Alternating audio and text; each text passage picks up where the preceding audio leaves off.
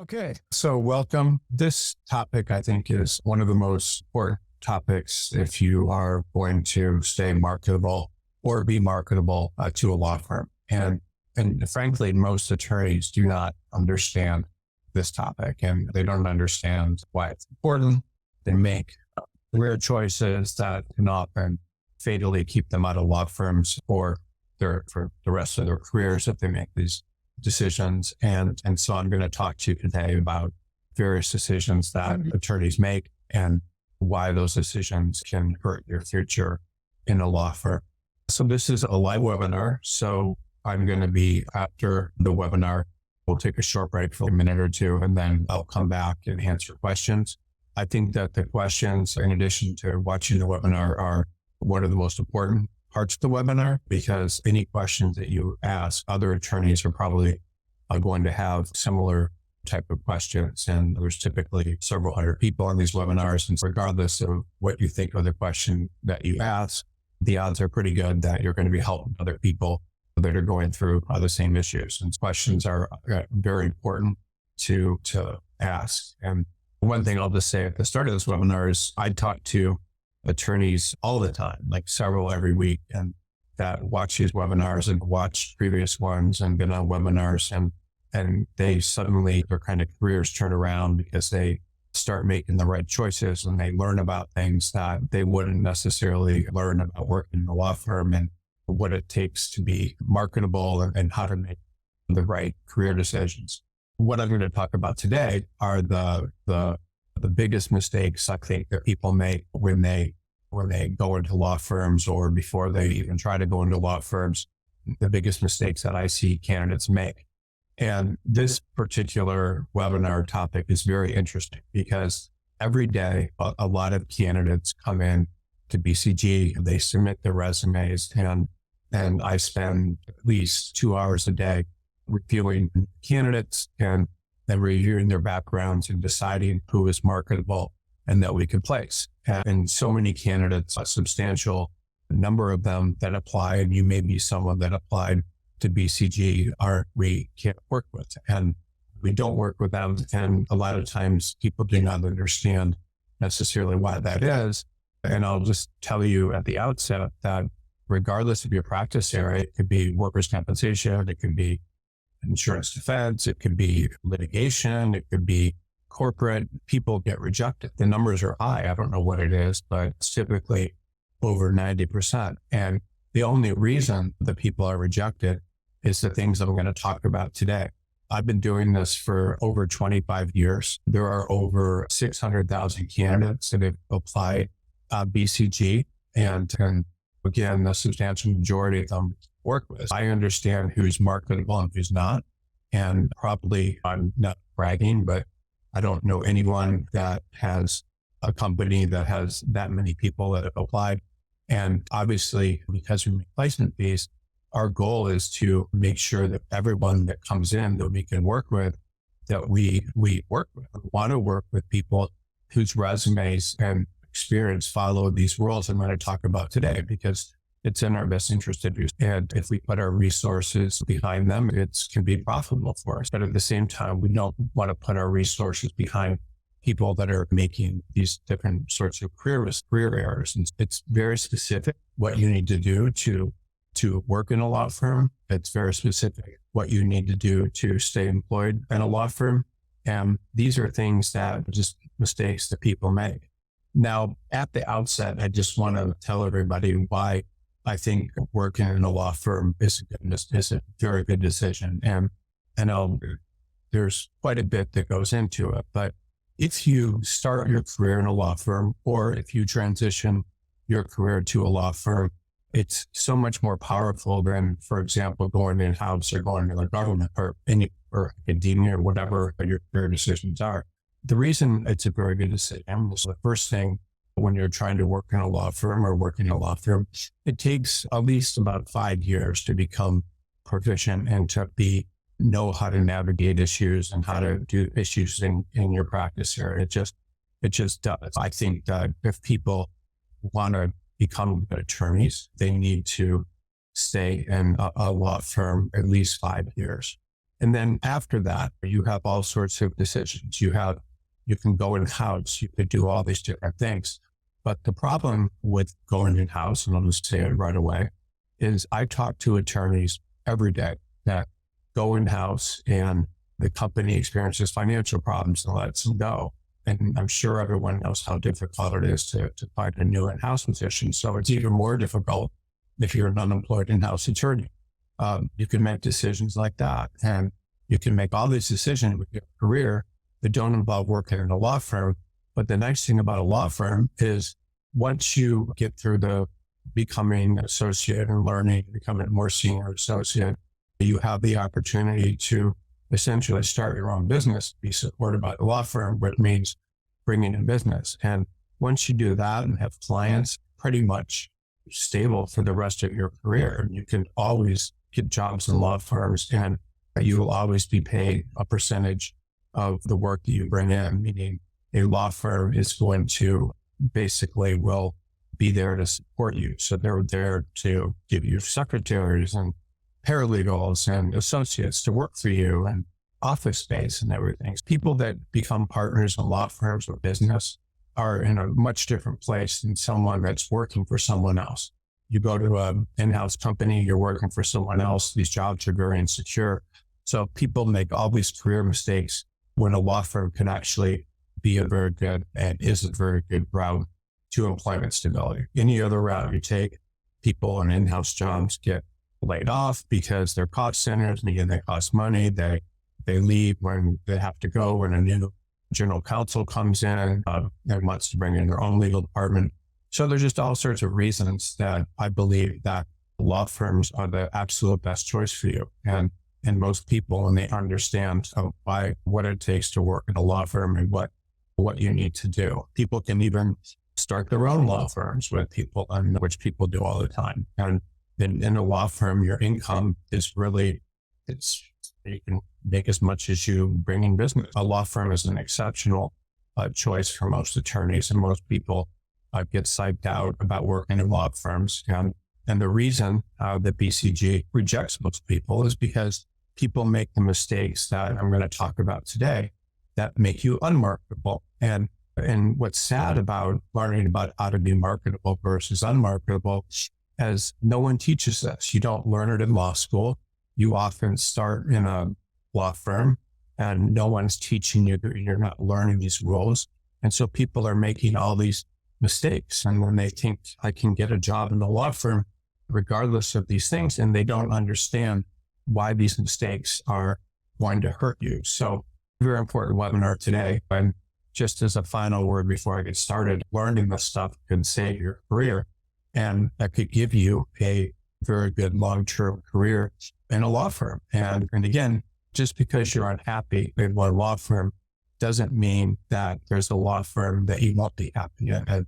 And most people in BCG, they come in and we send them jobs, but we also send them often a lot of firms to apply to, just showing that have places where you can work if you're unhappy in one law firm, because there are so many different law firm cultures, and there are people that you're comfortable with, people not, and places that have work-life balance, and places where you can make more money or less money and have more less hours. And there's just so many opportunities out there. So just because you've had a bad experience with one law firm doesn't mean that there's not a law firm for you if you know how to search for a job.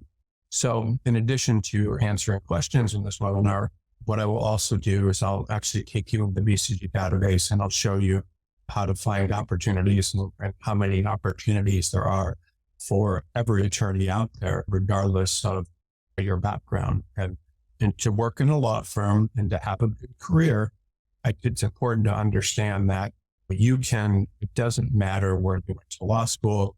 It doesn't matter how well you did in law school, or it doesn't matter. None of this stuff matters. It's just the ability to stay committed to a practice area and other things I'm going to talk about.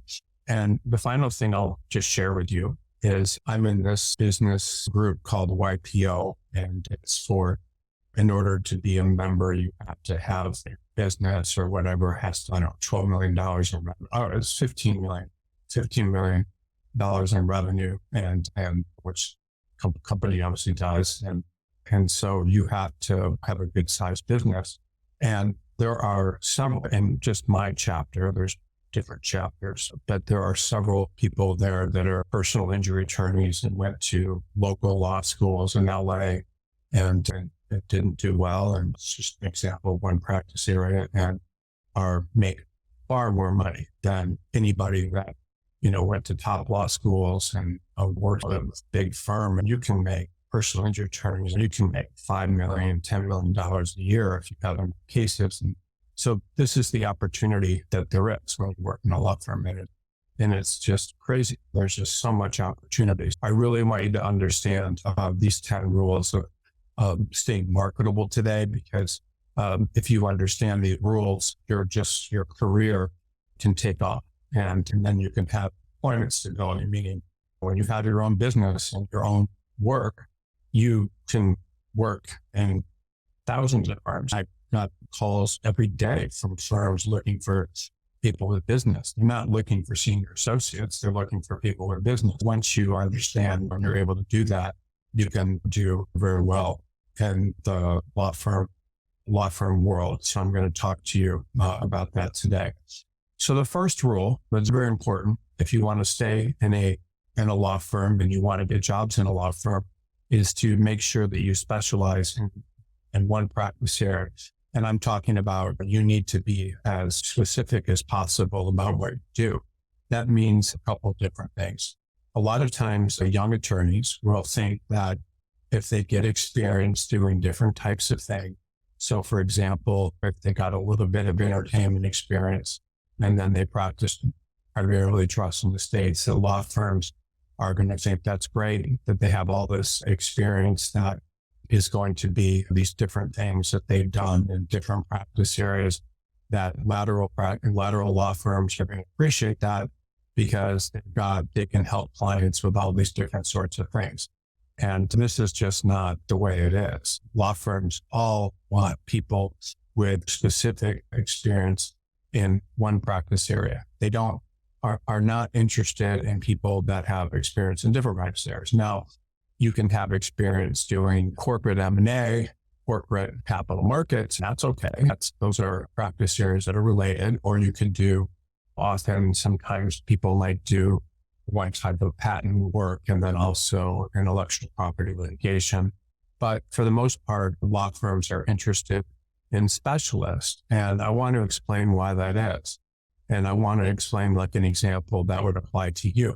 So if you have a brain cancer, right, it could be a very serious condition, you're not going to want to go to a doctor that does a little bit of brain cancer, a little bit of orthopedic work, setting bones, and then maybe also does a little bit of work on studying blood for various things. And so you just wouldn't want that. You would think that's insane. You would not want a doctor that does different things, because your assumption would be that doctor would be not an expert in what you do, and you would want someone that's an expert. But you would be very comfortable if you looked at the doctor's biography and you saw that they written all these papers and things about brain surgery, and maybe there's brain cancer, and you would be even more confident if they'd written a bunch of papers and run a bunch of presentations on your particular type of brain cancer.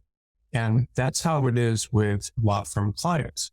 So a law firm client will approach a law firm and they will be looking for they will be looking for a group of people and attorneys that do one thing. So they would want, I have attorneys that do, for example, municipal law, like when I was talking to this morning. And if someone does municipal law transactions, then that attorney has a rare skill that a lot of people don't have. Law firms contact us every single day, and they're looking for people that they're a specialist in one practice area. So your objective should be to go someplace where you can get the best experience in your practice area that you're interested in. It's just what law firms are interested in. Law firms can charge higher billable hour rates for people that are specialists in one practice area.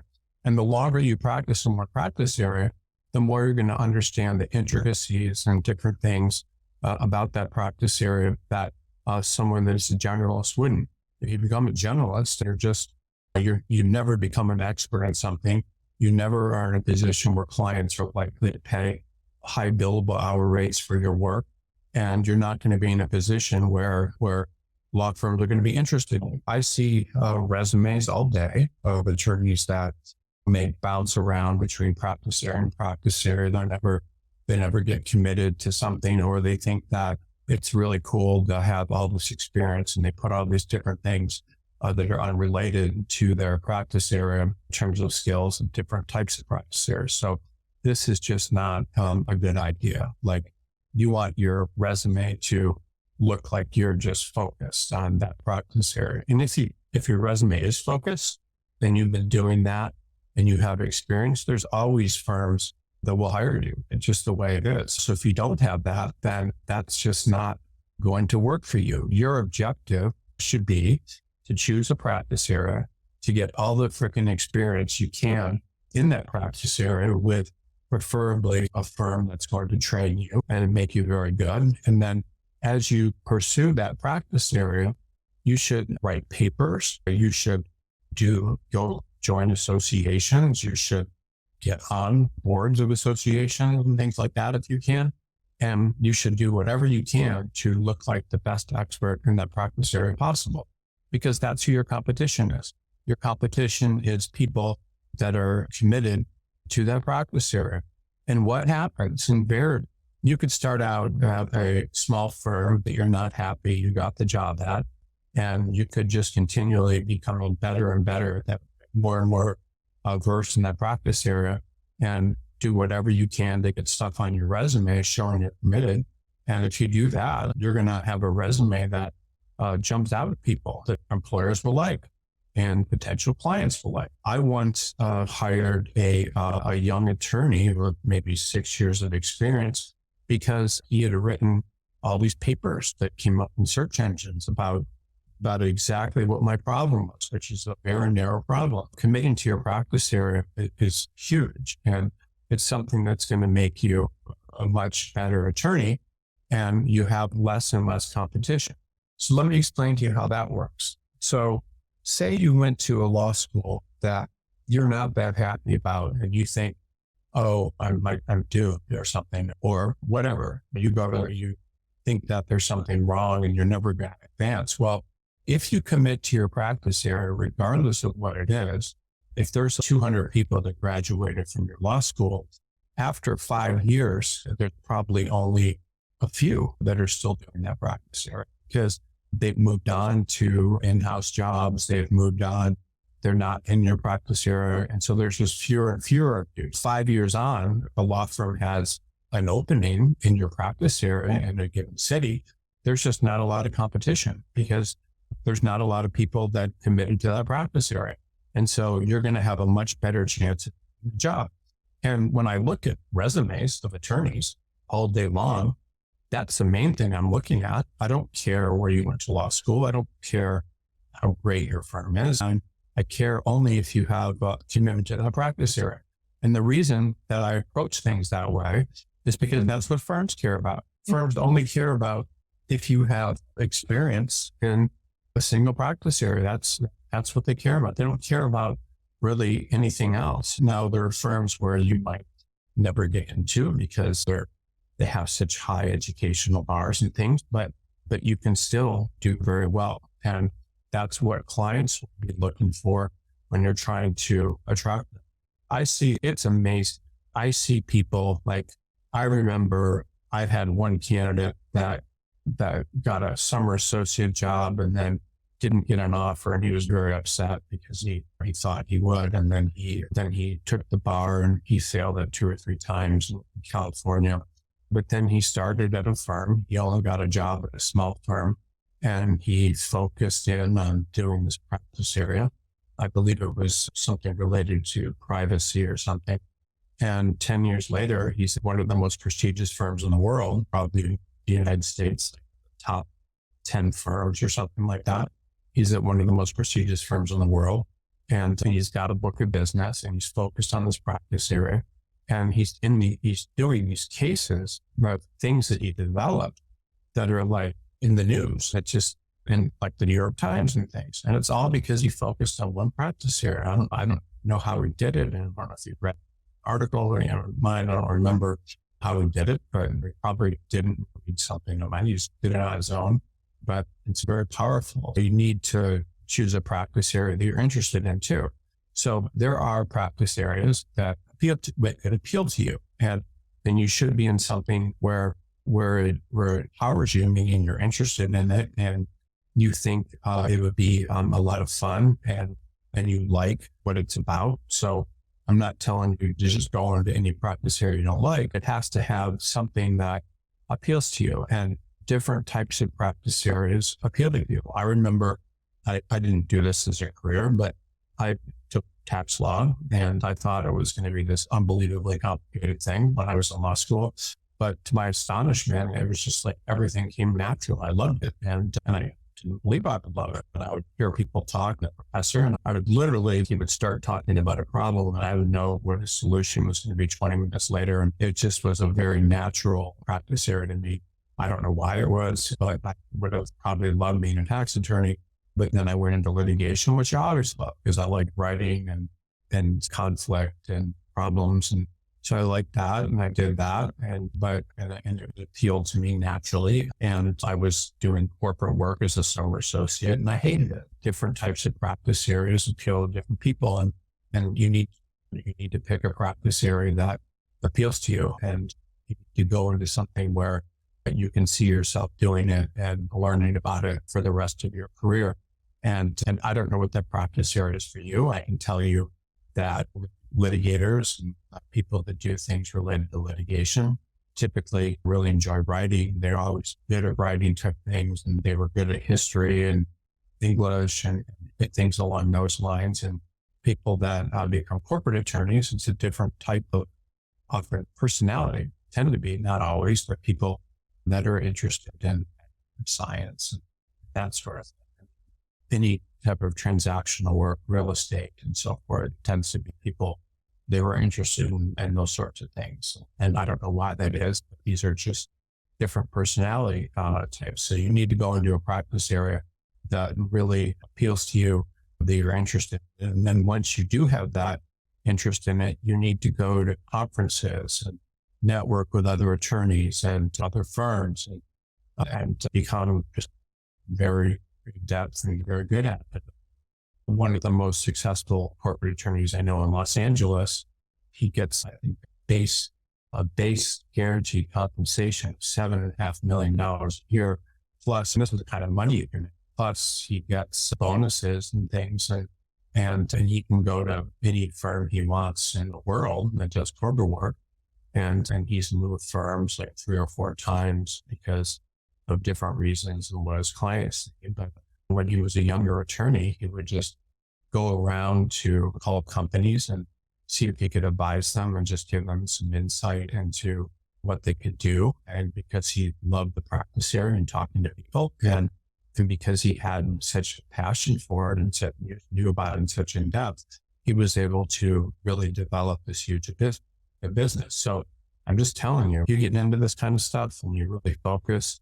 And I don't know if this is your goal, but this particular trainer loves what he's doing. He's not by any stretch of imagination overworked or anything, but he can $7 million or more per year in their compensation. So this should mean something to you. This is the same thing I see with these personal injury attorneys that are in my business networking group. They make a lot of money. One of them has a jet. So this is very smart, and it's the type of compensation and career that you can have when you do these things. And I'll just say, make sure you understand something, is that when you find a practice area that you like and you throw yourself into it, that the sky's the limit. Because just imagine that you were a client and talking to 4 or 5 different attorneys about the work. The one you're going to hire is probably the one that is going to have the most enthusiasm, the most insight to your problems, know how to fix your problems most effectively, know how to save you money, like know the pitfalls and things that await people that are committed to to the practice area. I had an interesting thing happen, and I'll just talk a little bit about it and let you know like how effective this can be. I had an attorney working for our company, and he was very interesting. He graduated from UC Berkeley or something when he was very young and 19, and came to work for me and was there for about 3 or 4 years doing something related to, I used to have a student loan company where I would market student loans to attorneys, federal student loans, and because I have a lot of attorneys in our database, and he had worked on this stuff for 3 or 4 years, and it was just amazing. He was very smart. That's why he graduated. I think he graduated from Berkeley, but he was very committed to this one little aspect of student loans.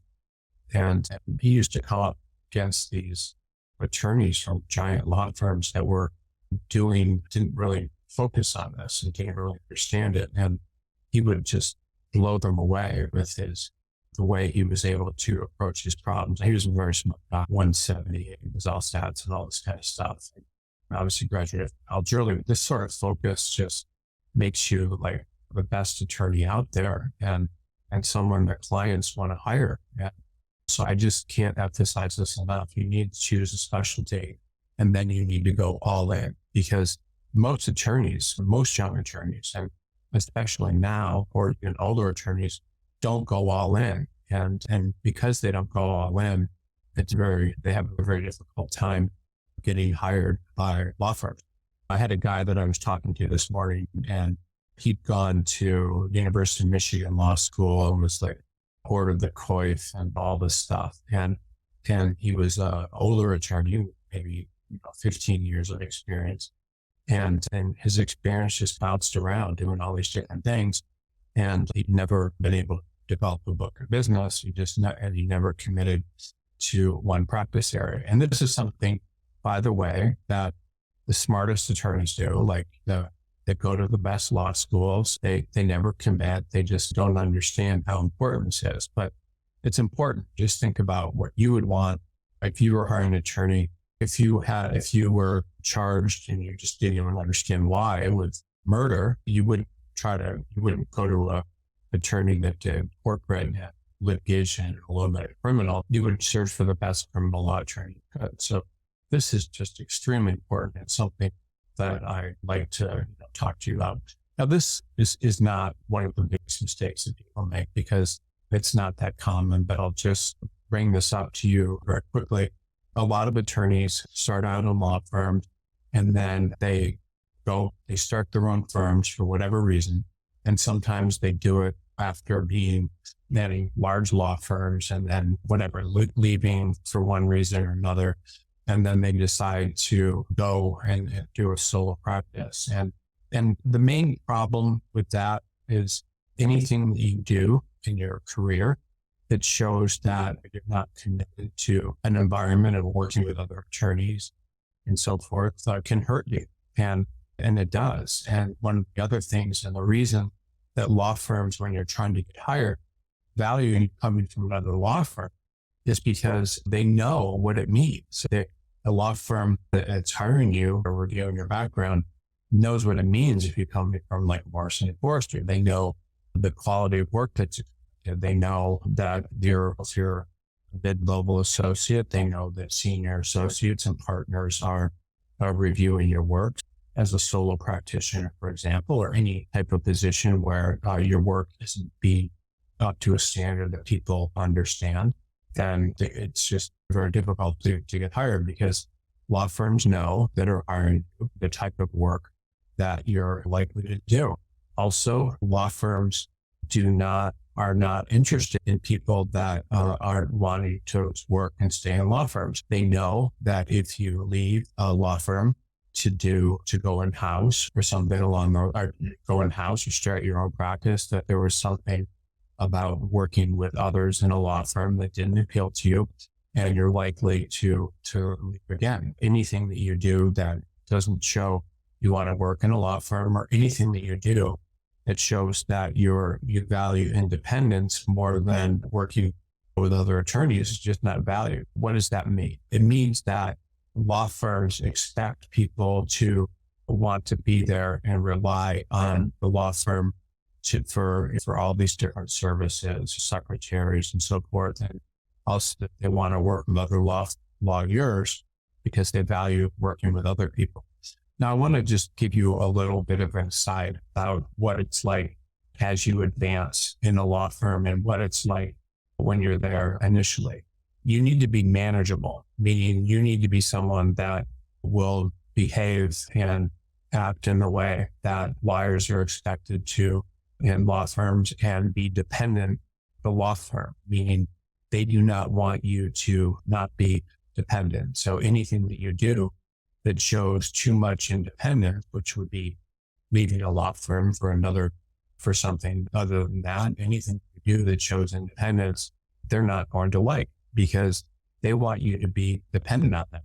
And the most successful attorneys in the country, exception of personal injury and some other practice areas, are with law firms. They're with law firms because law firms attract bigger clients. So if you go in-house, you're not going to have clients of that caliber. If you go to a law solo practice, you're not going to have clients of that caliber. But the most successful lawyers are dependent on law, and they actually are managed by law firms. They will be told, they will get approval from other partners about cases to bring in. They will be dependent on the law firms for hiring associates and people to work with them. They will value being in a law firm, and that will be staying with that group of people will be valued. It's just they need a group to feel like they're successful. They also need the brand of the law firm because big clients are not going to work with someone that goes in house. And lawyers also know that if you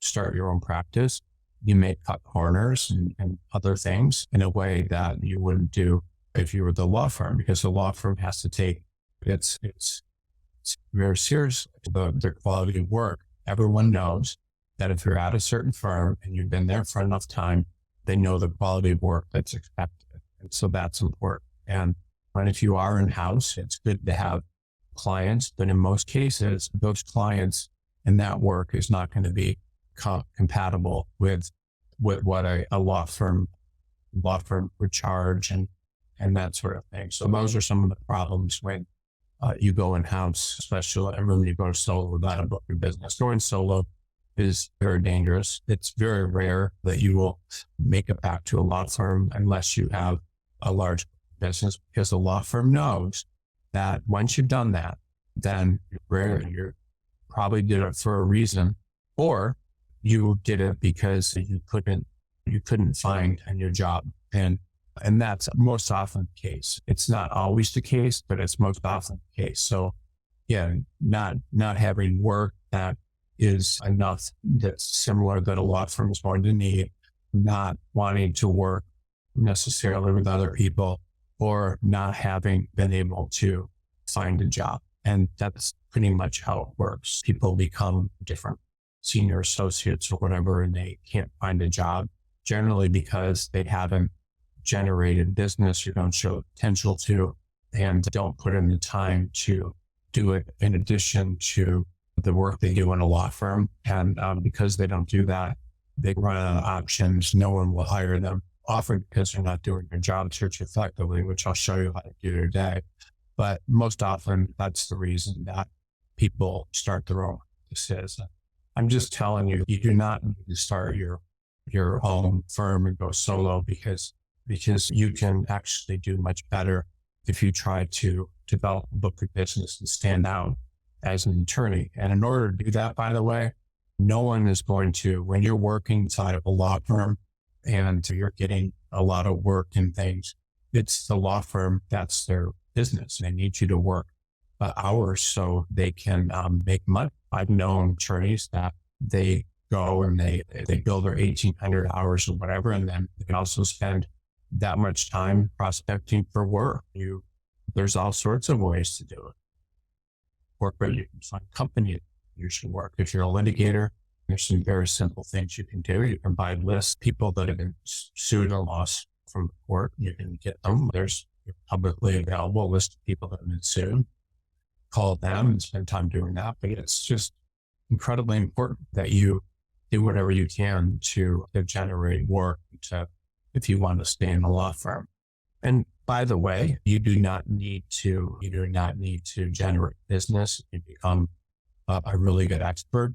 You just need to find law firms that need someone like you. And there's always someone that needs someone like you, because there's always law firms that are going to have work for a specialist. It's just how it works. Now, that doesn't mean you're going to find a job by applying jobs just in the city, or you may need to go to other locations, or you may need to do a deeper search where you're just applying to lots of firms in your market that have that work, not necessarily have a job.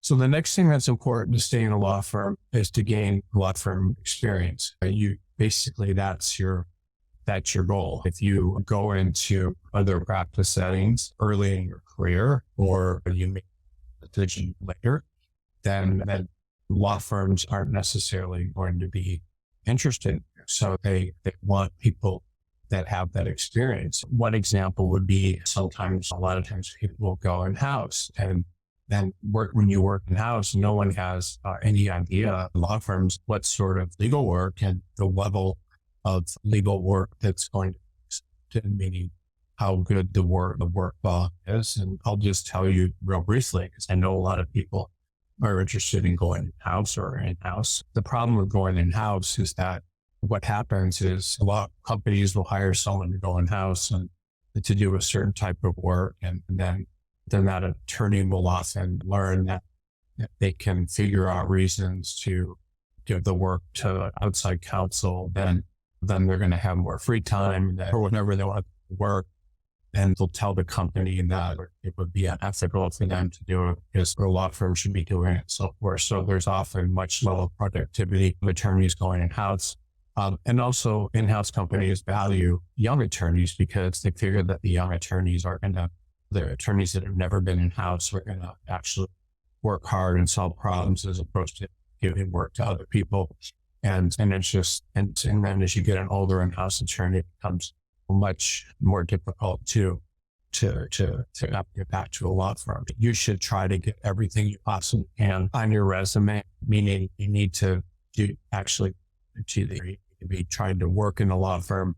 And another thing that's enormously important, and I hate to bring this up because a lot of people make this mistake, but if you are a law student and you do not work in law firms during the summer, then law firms are basically going to think you're not interested in that because they want people that have made that decision early in their career. And it typically means one of two things. Either you're not interested in it and decided to do some other type of job during the summer, which, the law firm will hire people that look interested in it during the summer, or you couldn't get a job in a law firm. And that's the other problem. You need to be doing as a law student whatever you possibly can to get into a law firm, even if it means telling a law firm to work for free, because it's going to make it much easier for you to get a job in a law firm. And if you leave a law firm, meaning that you leave for any reason, then the odds are very slim that you'll ever get back. Now, there's some exceptions to that.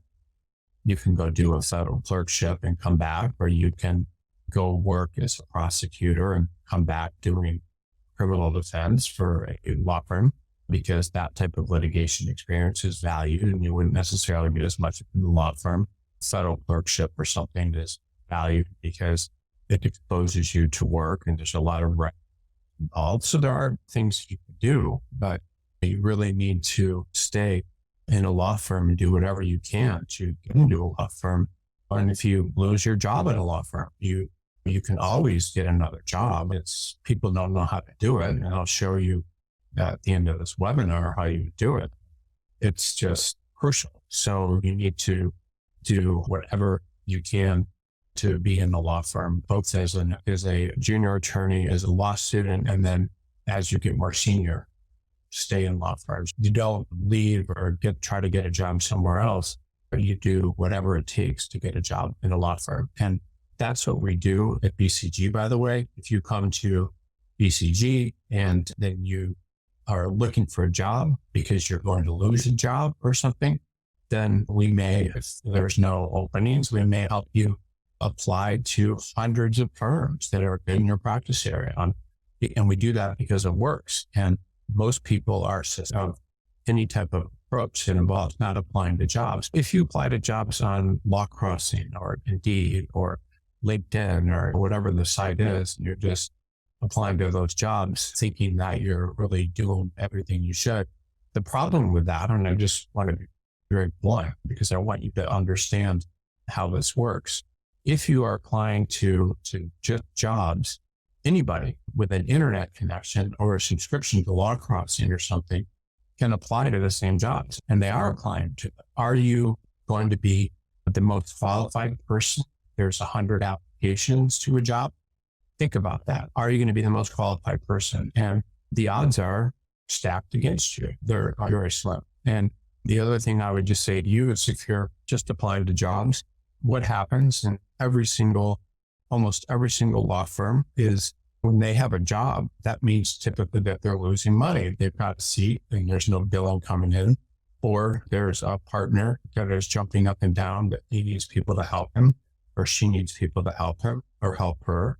And the law firm is under a lot of pressure to fill the job as quickly as possible. So a job comes out, they post it somewhere, and within, 3 days, they've got 30 applications. They go through those and they pick maybe one or two of the best applications that they think are good. And then they schedule interviews for those people, and they set aside attorney's time, and someone spends a lot of time scheduling the interview with you. And then people do interviews, and then they get follow-up interviews, and there's people that they like. So they don't want to necessarily start bringing in a lot of people, because if they do, it's attorney's time that is wasted. It's attorney's time for more interviews. It's also time that the HR needs to do, scheduling all this work, which is a lot of stuff. And then they need to schedule the time that the attorneys are available. And then they need to have questionnaires about why they liked and didn't like the person. So it's a lot of work. But what I'm saying to you to understand is when you're applying to jobs, unless you're one of the first applicants and you see the job immediately, your odds of getting the interview, even if you're a better candidate than the others, is very slim, because the emails and the jobs and things that come in after a few days aren't going to be often looked at, because it's just like, who needs to sit there and open 100 different resumes when you've already got some good candidates? So that's one of the reasons, if you're searching for a job, that you need to be on it. You need to be applying immediately. You need to be on job sites, looking at jobs every morning to see if there's something that matches, or every day throughout the day. And if you don't do that, then your odds of getting a position are very slim. But there's a final thing I want to talk to you about. And this applies if you're an associate at any level and you're applying to jobs and nothing's happening. You're not getting interviews, and you don't know what's going on, and you're concerned that this is for your career. Or if you're a law student and you're looking for a position and you're not getting interviews.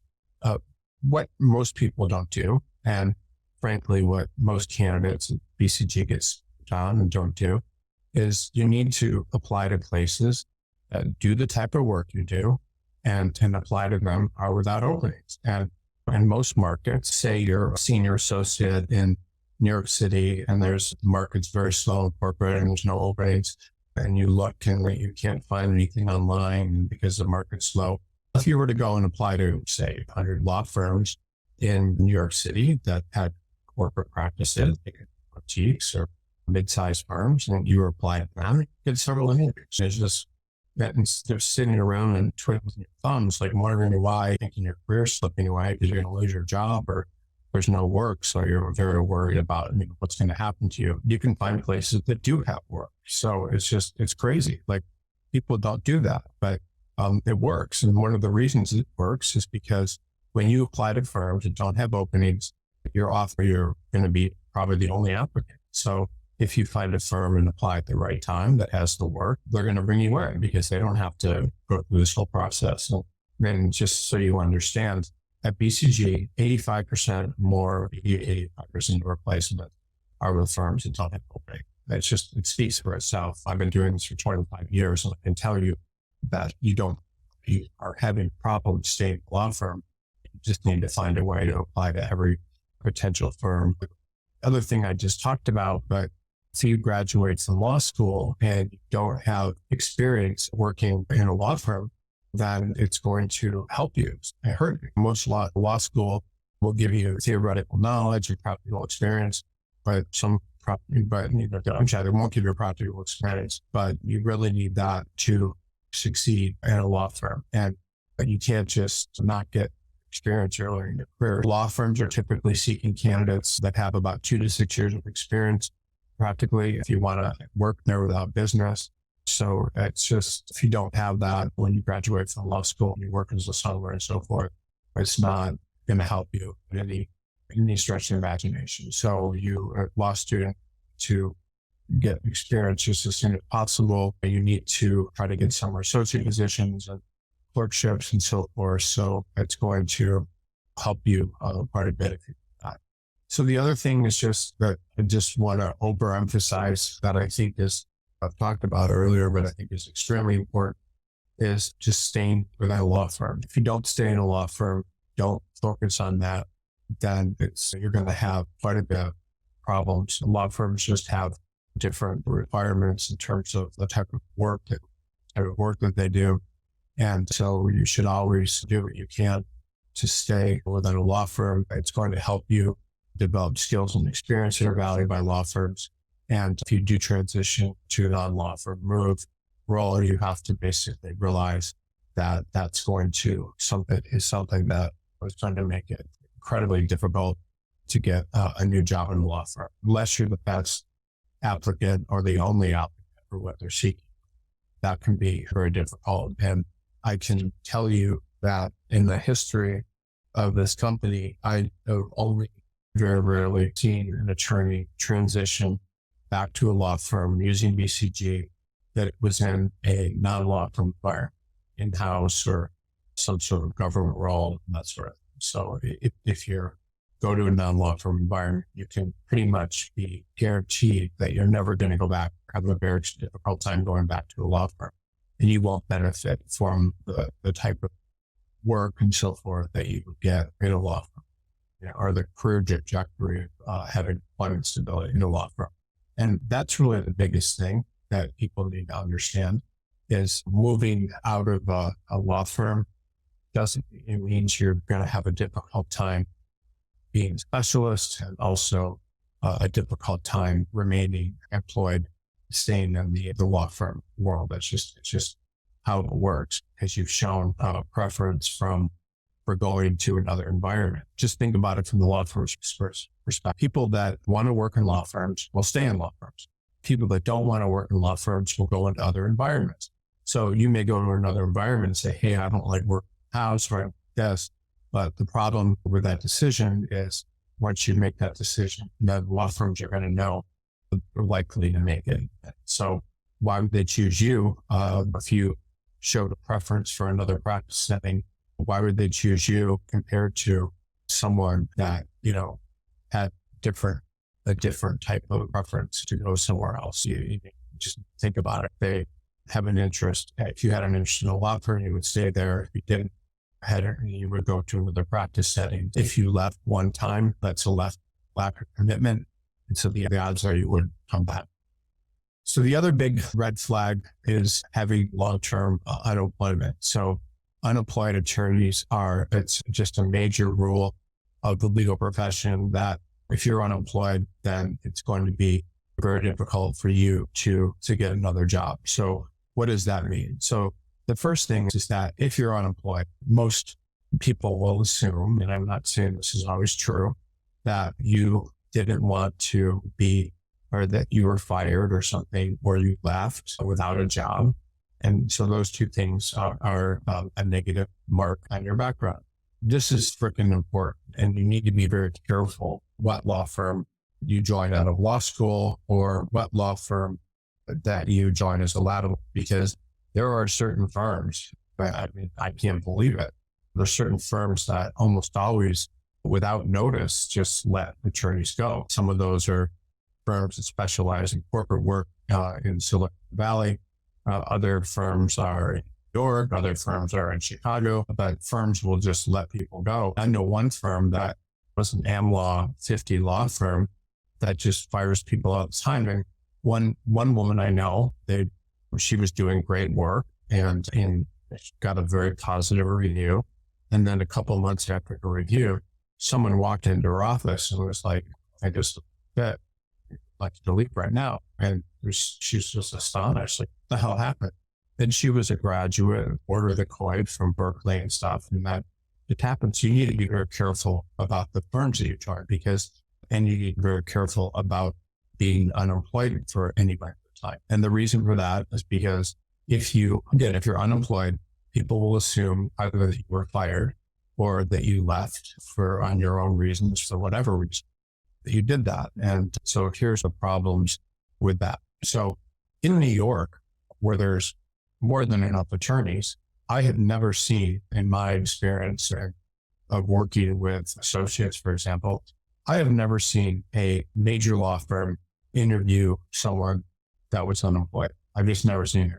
The reason is because they have a choice of tons of attorneys for every job they have.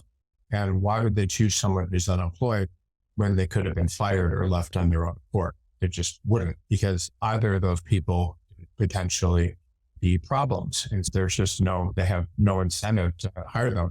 I had one thing happen that was just freaking crazy. I had a attorney that had been unemployed for a while. And by the way, he was unemployed because he was at this law firm where in his practice area, every Monday or something at 8 a.m., the partner would email out work that she needed to be done, and people would be in the office and grab that work the second it came in. And he was like, why would I do that to meeting, especially when everyone comes in at 9:30 or 10 and all the rest of the days. And so he never had any work to do. And again, very smart guy. He'd gone to like NYU and done really well there for law school and lost his job. And you lose jobs for reasons like that when you're just not playing the game. And this was a major law firm. And so he's unemployed and he'd been sitting around like unemployed, not aggressively doing a job search for months. And I got him an interview at another big firm in New York. And he showed up for the interview and walked into the first, and he had a full round of interview scheduled with his firm, meaning he did that full round, did well, he got the job. And he walked into his first interview with a partner. And the partner, within 2 minutes or 3 minutes, realized that he was unemployed and basically said, you know what, I didn't realize you're unemployed and can't continue with this. And they just walked him out. He was just like devastated. This is how it is. There's lots of applicants that are employed as opposed to unemployed. The law firm is always going to favor the person that's employed. Unemployed, what is being not working, then the thought the person might be fired. There are very few rating agencies of work quality and so forth in the legal profession. The only real guide that firms have, and they have your potential when you graduate from law school and your grades and stuff, but that's one guide early in your career. The next guide later in your career is your specialty practice area, but also the fact of whether or not you're employed or not. So if you're unemployed, that's a black mark. Getting fired from a firm means that your work wasn't good, that you had personality conflicts, that people didn't like you, that who knows? And law firms can only judge that as something negative. If you left on your own accord, people leave law firms all the time and quit, and they'll say things like, oh, the morale there was really low, and yet the law firm might be over 100 years old, and you can't leave a job without another one. You have to stay employed as a lawyer without a break in a law firm throughout your legal profession. That means as a 10-year attorney, 20-year attorney, 30-year attorney. So you need to do whatever you can to stay employed. And staying employed, by the way, is not that hard. You can do things like look at smaller markets. I knew a woman that I worked with years ago, and her boyfriend had committed suicide, and she was like devastated. And she was a corporate attorney at a firm and had left. And then when she found me, had been unemployed for 3 months, and I sent her to firms markets all over the country, but specifically like smaller markets like Akron, Ohio, Madison, Wisconsin, things like that. And she got plenty of jobs. I think she got 5 or 6 jobs, and it was just ludicrous. So you can always get a job in smaller markets, or you can look at more firms in your market. But you should never be unemployed. If you have anything in your that ever looks like you're going to be unemployed for a long time, you need to just get out there and apply to everything you possibly can. That means firms about open, because once you're unemployed, it just becomes so much more difficult to get a job. Because just think about how this works. If you've been unemployed for a long time, then, or even a short period of time, then it's just black mark on your record. So maybe you're not interested in working in a law firm. Maybe you left. You have personality conflicts, or maybe you got fired, and that's a judgment against you. And this is just another quick point I want to make is attorneys get laid off all the time. So law firms will overhire during good economies. They will let people go. But the problem with getting a job is if you're laid off, it means that the law firm chose you to lay off as opposed to other people. Law firms never lay everyone off. So wherever you go, you need to do whatever you can to commit to and do the best you possibly can, with that law firm so you don't get laid off. And you need to try to develop positive relationships with other attorneys at the firm. You need to be likable to do the best possible work you can. Now, sometimes people can't help but avoid things fired for different reasons. So I had a candidate recently that went to Columbia Law School and was like on law review and all this stuff. And so he came to me, and he'd been fired, and he was able to continue to use the voicemail of the firm and stay on their website. And so when I started talking to him, I was like, you need to do whatever you possibly can to stay on your website as long as you possibly can, and keep your voicemail, because if you take that off, it's just going to be very difficult for you to get a job. And I did the same thing with him. I'm recommending to you. I made sure that he applied to tons of firms and without openings, and did whatever he could to stay to look like he was still employed. It's just very important to do that. If you're unemployed, you certainly can go and stay with an association and whatever. But the most important thing you can do is start applying to places where there's likely to be an interest. And what does that mean? That means one of the things that people don't often understand about their job search is if you're in, say, you're Chicago, and you lose your job at a big firm or any firm, you have 2 choices. One is that you can sit around and try to get jobs in Chicago, or you can start looking at other markets where there's going to be fewer of you. And why is that important? Because in big markets like Chicago, Washington, D.C., Boston, like just all these markets, what happens is that there's just an oversaturation of attorneys. So if you're whatever position or whatever market you're in, there's going to be, if you're trying to get a job in a major market, there's just going to be too many of you. And there's attorneys like Washington, D.C., a percentage of the population. What are you going to do? Like, how are you going to stick out in those markets? So law firms will look for people that have consistently that are employed and there's no issues with them in markets. Your best bet is often to apply to smaller markets, because if you apply to a smaller market and you have good qualifications in your practice area, there's not going to be a lot of you. You've got markets like Memphis, Tennessee, where there's a lot of growth. The economy is booming. A lot of good stuff's going on. They have openings for their building stuff and everything. They have openings for real estate attorneys, but there's just not enough real estate attorneys in that market. So you're smart to apply to a place like that where there's not a lot of smaller markets. But if you stay in the market that you're in and there's a lot of people like you, it's going to be difficult as well.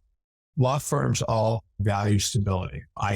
When I do interview prep, when candidates come to BCG, I notice that most of them have employment stability, meaning they join a firm and they've been there maybe 3 years or 4 years out of law school, and now they're working for a job. And law firms just all line up to interview that person. That's not quite that extreme. Law firms want to interview them And other people leave firms. They'll join a firm and leave after a year or 2 years, and then they'll go to another firm and they'll be there a year or so. And let me tell you, that's very risky as well. The problem with that is when you start leaving firms, that there's a kind of a perception that maybe you were leaving those firms because your work quality wasn't good and the law firm pushed you out. And again, there are very few ways that the candidates are judged because no one can tell. There's no rating agency for the quality of attorneys. There's no way that attorneys are consistently reviewed inside of law firms and like their skills and so forth are reviewed. And they have sometimes surveys of who do you think the best attorney in the market is, but those don't really carry the weight. Those like Martindale, they have, but people can be put on like the best attorney list in LA, they'll print a little magazine for it or something. But most of those type of ratings are you're put on the list by some partners in your law firm or whatever partners you work with or associates. And so they're not really meaningful. They don't really mean anything. I'm not trying to be rude if you're on one of those lists, but it doesn't mean you're going to turn. The way people evaluate you typically is if you have employment skills. So if someone's at a law firm for 3 or 4 years, obviously they're doing good work and they wouldn't keep them around. People know that you're likely to do good work. They see employment stability in your resume. And attorneys that do good work typically are rewarded bonuses and praise and good reviews. And so it's rare that someone will stay at a law firm more than a few years if they do good work. But if you have things in your resume where you're like leaving every year or 2 years and you just keep doing that, then law firms obviously will presume you're going to do it again. And they're right. I see resumes all the time with people that have been on one firm 1 year and for 1 year. It's very common. It just happens, but you just don't get away with that very much. I remember I had a candidate. She was very smart. She was like first in her class, big school, Ohio State or something like first. And then had gone to Yale Law School and she started off with, I think, Sullivan, which is just a rock star firm. It's one of the best law firms in the world. She started off there and then had gone to a firm in a big firm in Silicon Valley. And she'd been at Sullivan a year and then gone to a big firm in Silicon Valley and didn't like that either. So it was like 1 year and then 1 year looking for a job. And despite these incredible qualifications, she couldn't get hardly interest from the firm because she'd moved too much. And they just were like, she didn't like the firm she went to in Silicon Valley because she said that they were giving her work that wasn't important compared to what she'd been getting in Southern Bromo. But firms are just like, no way. And I was like, wow. It was just, she did get some interviews, but they weren't at the caliber of firm that she wanted to work. So the point is firms don't like it when you move. It shows that if they invest in you, meaning they bring you up to speed on new cases, which often means they need to write off time to clients. If you start working on matters for the clients and the clients get to know you, then you leave. It's bad for morale. That the clients don't like it. So it makes the clients think there's something wrong with the firm. If you leave the firm, you're often considered, it can lower the morale of attorneys there because people are like, why did this person leave so quickly? Why is this person bouncing around? If you leave, the new law firm is likely to think that you'll leave them as well. Why would they hire you if you're just going to leave? Because you've shown that you'll do that in the past. They will think, again, maybe there's personality conflicts or issues that you have. Maybe you don't want to work in a law firm. You're just feeling it out and hoping the next place will be different. And then it's just not a good use of their resources. Just think about what you would do. Say you were looking for, you were looking for a hiring attorney.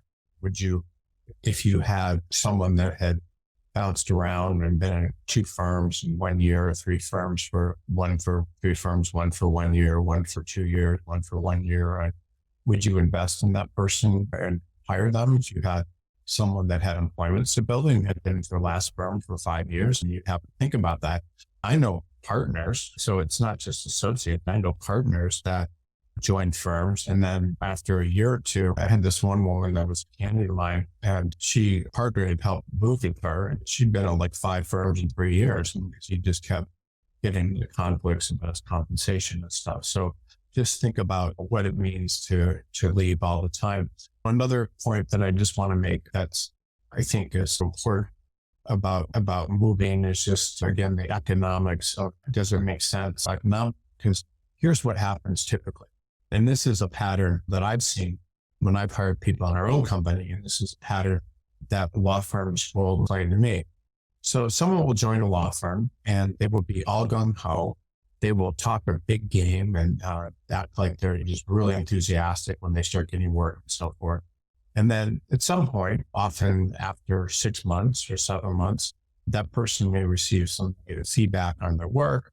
And instead of taking that as a cue to improve, they will think that everything's over at this law firm and will become very distant. They won't be engaged and will start looking for a job. This is very common. Or the person just after 6 months or so or a year will just get, I don't know what the word would be, but not enthusiastic, or as enthusiastic as they should have been, and will, it might have been in the past, so will check out and won't bill as many hours and won't be as enthusiastic with partners and so forth. It's just, it doesn't work. You need to, if you go to a law firm there, you need to stick around. Now, I make a living by getting people jobs that are coming in law firms. But my point is that you really need to stay stable. You need to, even if there's things that you don't like about the law firm, you need to figure out how to make it work for you. You need to do that, because if you don't, you're just not going to get another job. But if you are in the big market like LA or New York or Chicago or Miami or whatever,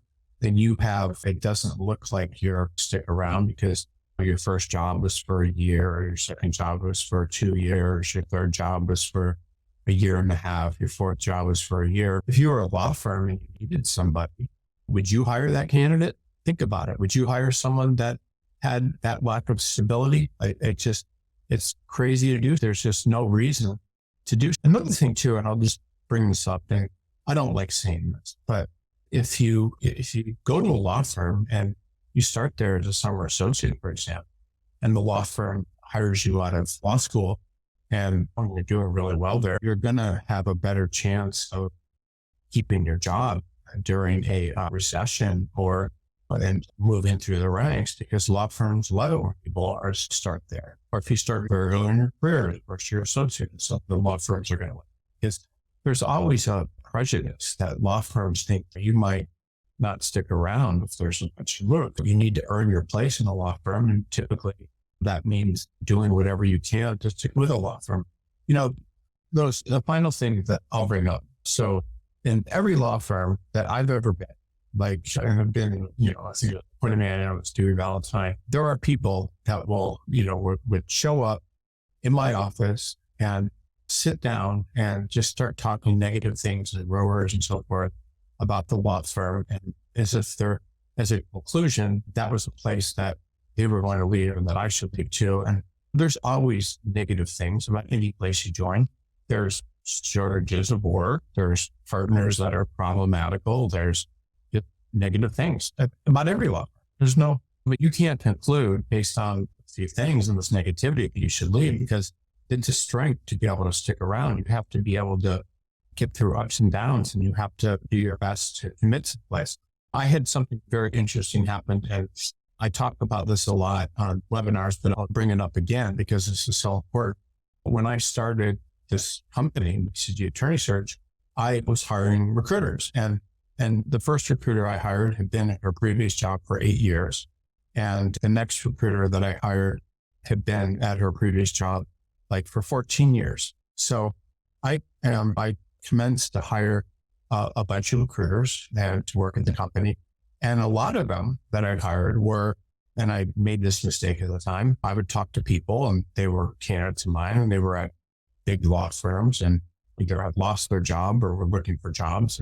And some of them had been at their firms for 1 year and lost their jobs, and others had been at their firm for 3 years and lost their jobs. And I was working with these people, and back then I knew exactly what I could do to get them jobs. So I would always talk to them about this. And because they had a good interaction with me, they decided to come to work here. And the woman that I hired that had 8 years experience in her previous firm, and the woman that I hired that had 14 years of experience in her previous firm were employed when I hired them. And again, they quit those jobs, came over. And then the people that I hired that were unemployed, I brought over and hired. The people, like the woman that was there for 8 years, and the woman that was there for 14 years, just became real champions. They leading the company. They always said positive things. They did whatever, again, listening to negativity. And the people that had been fired from jobs were just incredibly difficult, and were finding fault with everything. We're talking to people, rumors, and at one point, one of them scheduled a conference call with 4 of the recruiters and discussed leaving, and just very difficult people. And they all left. I mean, they left within 1 year or 2 years, and then started competing firms, all sorts of stuff, and just very difficult. They were negative to the extent that one of them started writing anonymously about me on all these websites, like trying to destroy my reputation and basically stop. But anyway, so to make a long story short, those people all left. They were huge problems. I would assign their candidates and they wouldn't work with them. They were undermining the company. But the people that I hired that were there for their last job for 18 years and 14 years that were employed when I hired them, one of them stayed at the company for 10 years and did exceptionally well, even though she'd come out of a firm where, I don't know, her salary was a long time ago, but her salary might have been like $120,000 a year. She ended up making $300,000-$400,000, which she came here and dug in. And then the one that had been at her firm for 14 years stayed here for 16 years. So the point is that there's a certain type of person, and there's people that buy into negativity that create problems and don't commit and are negative, and the kind of people that would stop by your office and use all sorts of negative things about your firm.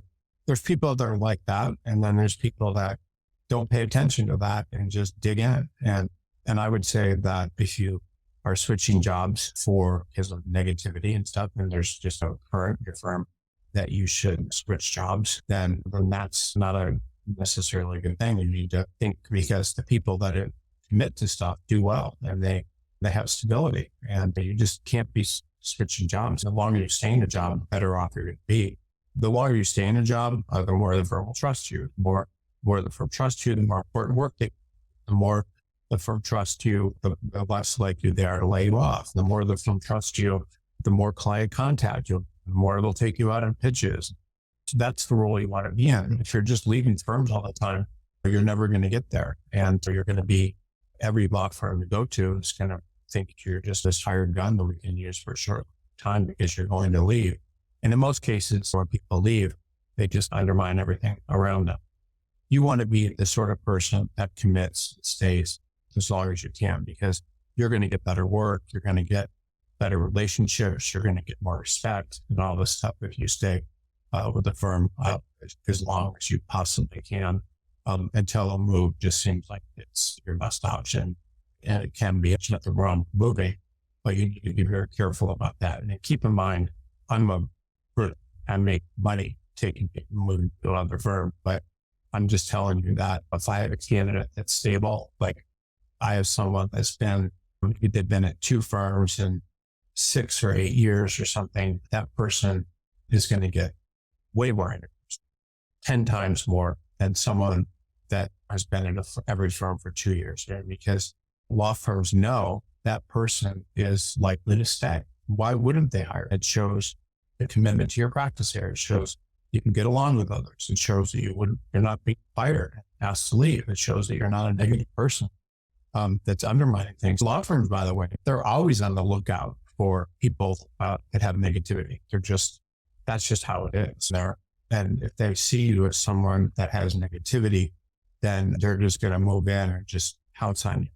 I remember this was not too long ago. It was at a major firm in New York. I'm not going to say the name of the firm because I don't want the firm disliked, but it's a very major firm, one of the most respected and top firms in New York. And someone had gone on to, like, above the law, there was some sort of article or something, and they had written a bunch of stuff about their firm that was not positive. And so the law firm saw this, and when they said that there were some, and the law firm saw this, and they had a way where they could go into the computers at the law firm and figure out who wrote it, and just very quickly. And so they very quickly fired the person, which just got rid of them. And then I saw there was another partner. There was a partner at a major firm, and he was some sort of thing where, again, they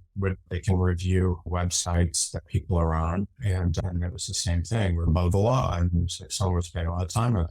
Okay, you can't get fired for that, but they were like, no one that's ever spent significant time in there has ever partner. It was like, you don't expose yourself to things that be negative. You don't want to have a negative way of thinking. You want to be, and I'm not saying there's anything wrong with the website, just saying that rumors and innuendo and stuff, some people gravitate towards that, but don't. So you want to not gravitate towards that sort of stuff. You want to stay positive, and you want to believe in your firm and find reasons that it's good and reasons why you like it as opposed to why you don't. So you just need to be very careful about that. And partners in firms can tell who's positive and who's negative. They can see whispering, all that kind of stuff. People do not want to be around people that are negative. They expel them like virus. And it's just how it is. I'm sure you picked that up before. I remember even in college classes I was in, people were in, and the professors, that's not what they want. They want that are positive. So you just need to be positive. Really stay away from negativity if you want to be stable, because that sort of stuff can really damage you. And so do whatever you can to be stable, do whatever you can to believe in your firm, do whatever you can to make a really good effort of it, and do whatever you can to play the game the way the law firm wants to play it. Because once you do that, you'll be okay. And one final thing, becoming a new attorney in a law firm is you're getting broken in like a horse or something. You don't know how to do things right. You don't know how the politics work, but you learn it and you commit to it and you'll be fine. But a lot of people will leave the first side of criticism. They will which by the way, every attorney, this is just if you're watching this and you're a new attorney, the way it works in law firms is when you're a summer associate, you get good reviews, so you're just being nice.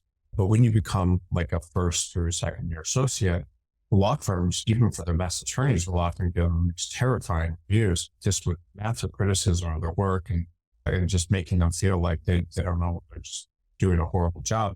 And it's basically, they're just breaking you in and they're trying to make you afraid of making typos and errors and making you learn how to play the game. And then if you get through that, typically what happens when you get through a mid-level associate, like a third, I would say seventh or seventh year, they start giving these incredible reviews because you know what you're doing.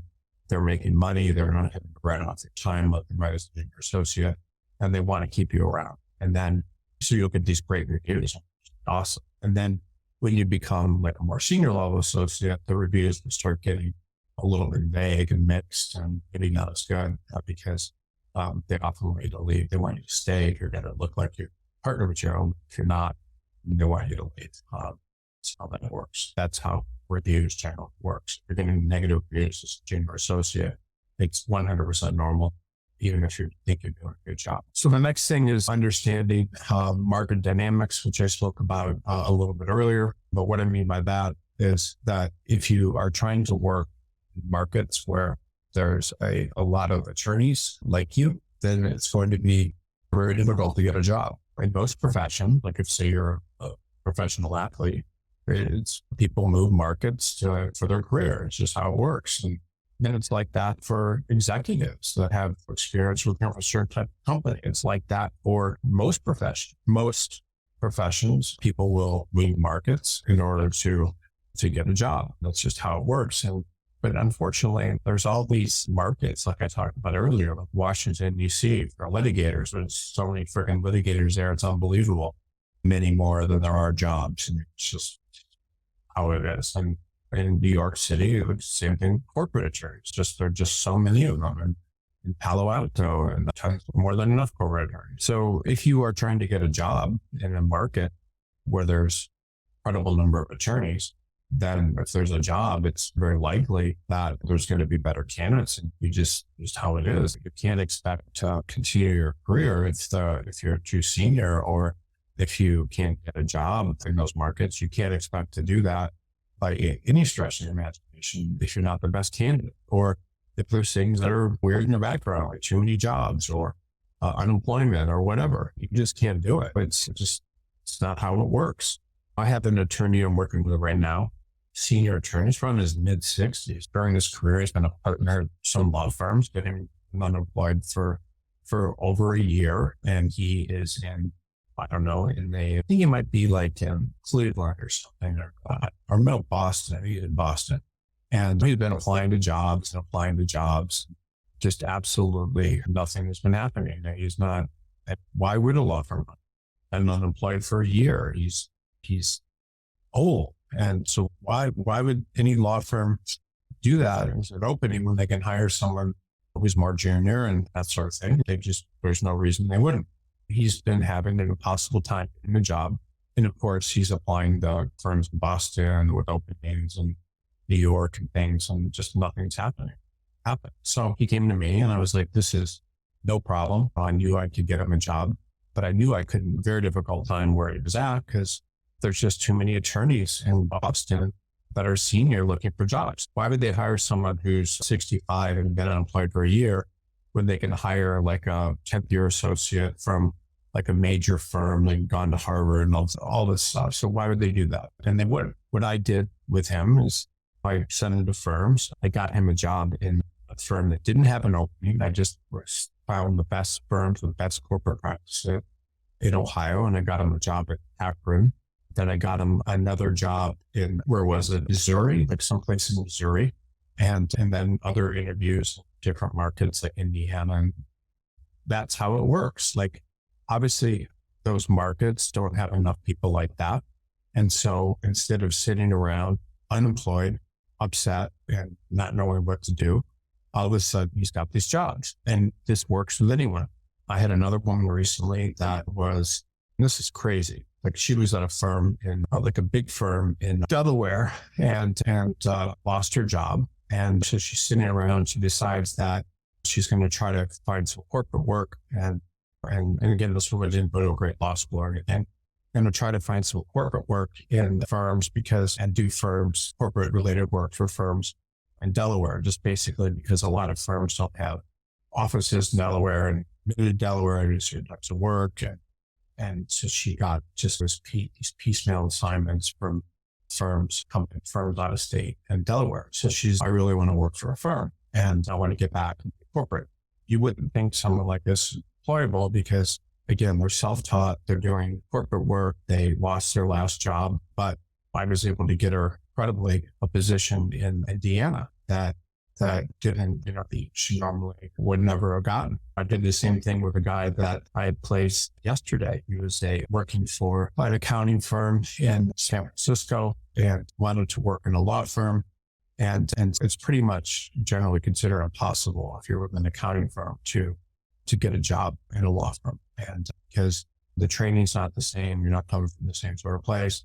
And obviously, if the law firm is looking for a tax attorney in San Francisco, it's going to be very difficult for them to get a position in the market. And moreover, I don't think I've ever, maybe a couple times, but it's very rare that an attorney from an accounting firm ever get a job at a law firm. And this particular person, I submitted him to mid-sized firms in LA without openings, as well as San Francisco and so forth. And he got an incredible job in LA, paying over $300,000 a year. He was making hundreds or something at a law firm in this accounting firm. And this is not necessarily a small market, it's a smaller firm. So you can, if you apply to smaller firms and positions, like over and over again, attorneys that apply to smaller firms are much more likely smaller markets can get jobs. So you are never unemployable. One of the easiest placements that I make on an ongoing basis is people that are in New York City, can't find a job, are in some highly specialized practice area like capital markets or M&A and so forth. And there are all these firms just sitting there in Rochester, New York, and Syracuse and Buffalo that always need attorneys, and no one ever applies to them. And I send them to these firms and interview them. I'm not saying it happens all the time, but most of the time, not most of the time, but a lot of the time, people will get injured, will have injured. I had not too long ago, I had an attorney that was in New York that was a corporate attorney that had been unemployed for almost a year, and worked with him and got him a job in a place that he'd never been, Grand Rapids, Michigan. And so there's good firms there. And it's not something that people think about, but my point to you is that you really need to think about, if you're doing a job search, you need to think about the law of supply and demand. And all the law of supply and demand means is if you're in a market where there's a lot of you, it's going to be much harder to get a job than if you're in a market where there's not a lot. Just time and time again, Boise, Idaho, like just all these markets that people would never even think about. I get people jobs there because there's not a lot of them. And wouldn't you rather be in a market where your skills are valued and where people where you're more likely to get clients and where there's not a lot of people like you? What's funny, I remember early in my career I was in New York, and I was working in a law firm in New York, and I remember I was out to dinner with a mid-local attorney there. It's like in New York, like no one cares if you're an attorney, just me, less. And it's the same thing in Washington, D.C. and stuff. But when I'm going back to Detroit, where I'm from, like you tell people you're an attorney, it's like they think it's like amazing. So you can often have a much better career when you're in a place where your skills are more valued. I want to make a final point that I think is really interesting. When I got out of law school, I clerked for a federal judge above a post office. I think federal district judge, but the post office was a federal building. So I clerked for this judge there, and there were attorneys there, that smart people that had gone to like University of Michigan Law School, and then some have gone to local law schools. Like one of them had gone to Northwestern. But these were young attorneys that had started their careers, and they were not all recent graduates, but they were probably like 1 to 5 or 6 years, and there were these mixture groups for attorneys in that area. And the Bay City it's close to a big area called Midland, where downtown was, and I think maybe, but not as much. And anyway, so I used to meet with all these attorneys. We had not a lot of them, maybe 4 mixers or something. But anyways, here's what happened. That's very interesting.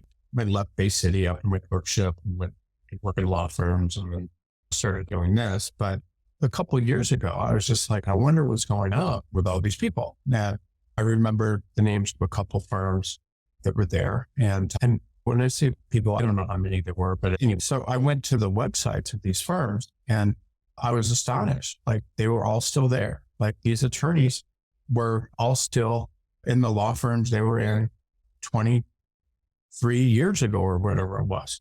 And so what I learned there is that a lot of times what smart career moves, because every attorney that I know from the law firms that I worked in has been in multiple places and done all this stuff bouncing around in LA, and even people I went to law school with, bouncing around in multiple places. Same with me, I bounced around. But when, what happens and what's so wonderful in these markets where there's just not a lot of attorneys is you will have appointments to go, which who doesn't want that? You can bring in clients, you'll be respected as an attorney. You won't be just pushed out because all these dynamics in these firms. It's something to think about. Like why wouldn't you want to have career stability? Because here's the thing that happens to people. So I remember my first law firm, Manual, I think not everyone was divorced. Now, maybe there were a couple of examples of the world, but most of the people had been divorced or were divorced. And why was that? I'm talking about the partners, because you can't possibly maintain a marriage when you're working all the time. How do you do that? And so that was negative. And then I know people, several, like 3, I can think of attorneys that I work with that are dead from heart attacks and just literally just over in young ages, 40s. And it's just something to think about, is that Do you want this career instability? And is that something that you might not experience in another market? And it's really powerful to think about, because who doesn't want to be happy? Who doesn't want to be healthy? Who doesn't want to have a stable career? Why would you want anything other than that?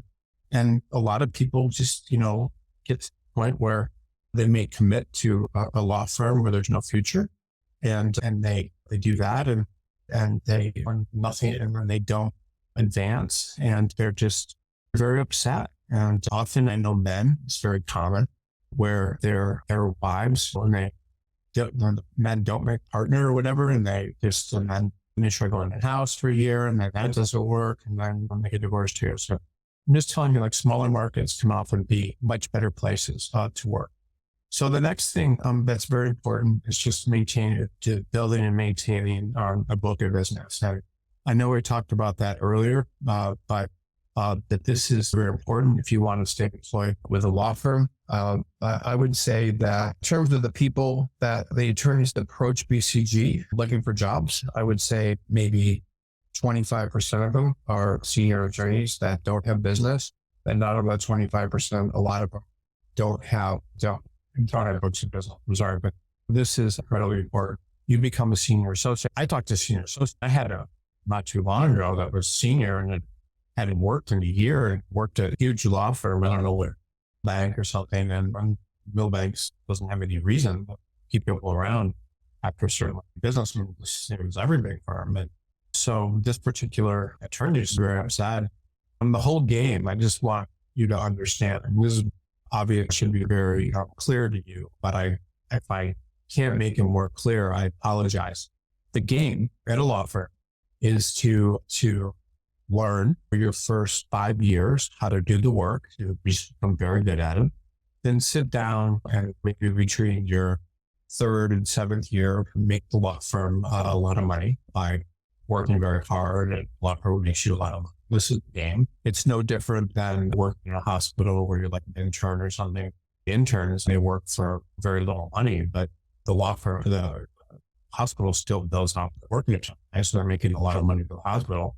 But then you do that, and then the law firm, you may become like an 8th or 10th year associate, and they may make you partner without any business. But then there's an expectation they will use that title to bring in business. So it's called a non-equity partner.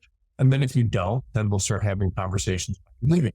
If you're a senior associate, you should be thinking about bringing in business. It is your survival. It is the only thing that's going to keep you employed. There is nothing else other than bringing in business that's going to keep you employed.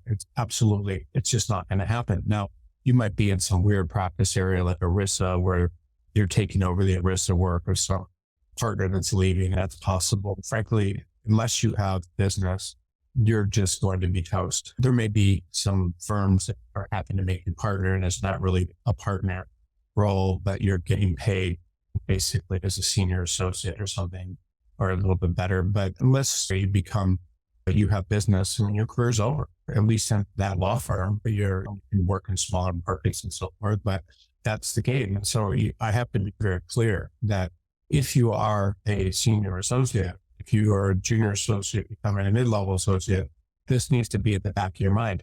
And again, no law firm is going to tell you that you have to do this, because they want to make money off you works. So you have to do this on your own. And that is what you need to do. If you don't do it, the law firm is not going to have a need for you in most cases when you get senior. And let me explain to you why that is. And it should be very clear to you when I say this. What happens is when partners are compensated, they are compensated for the work that they do. So say the partner might be compensated, and this is not typical, but they might be compensated if their billing rate is $1,000 an hour. They might be compensated 50% of that. So $500 an hour. But if they give the work to you or give it to someone else, they might be compensated at 15%. So instead of that, they might only get $150. So obviously it's in the partner's best interest to do the work instead of it's you. And they're only going to do the work, give you the work, if they have more work than they can handle, which it is possible when it happens, but if they have more work than they can handle at a senior level, meaning at that sort of billing rate, because clients are not going to want to pay $1,000 an hour for everything that's done. So it's only a limited amount of work that they can do. They can do a lot of work, but the client is not going to pay those rates for every type of work.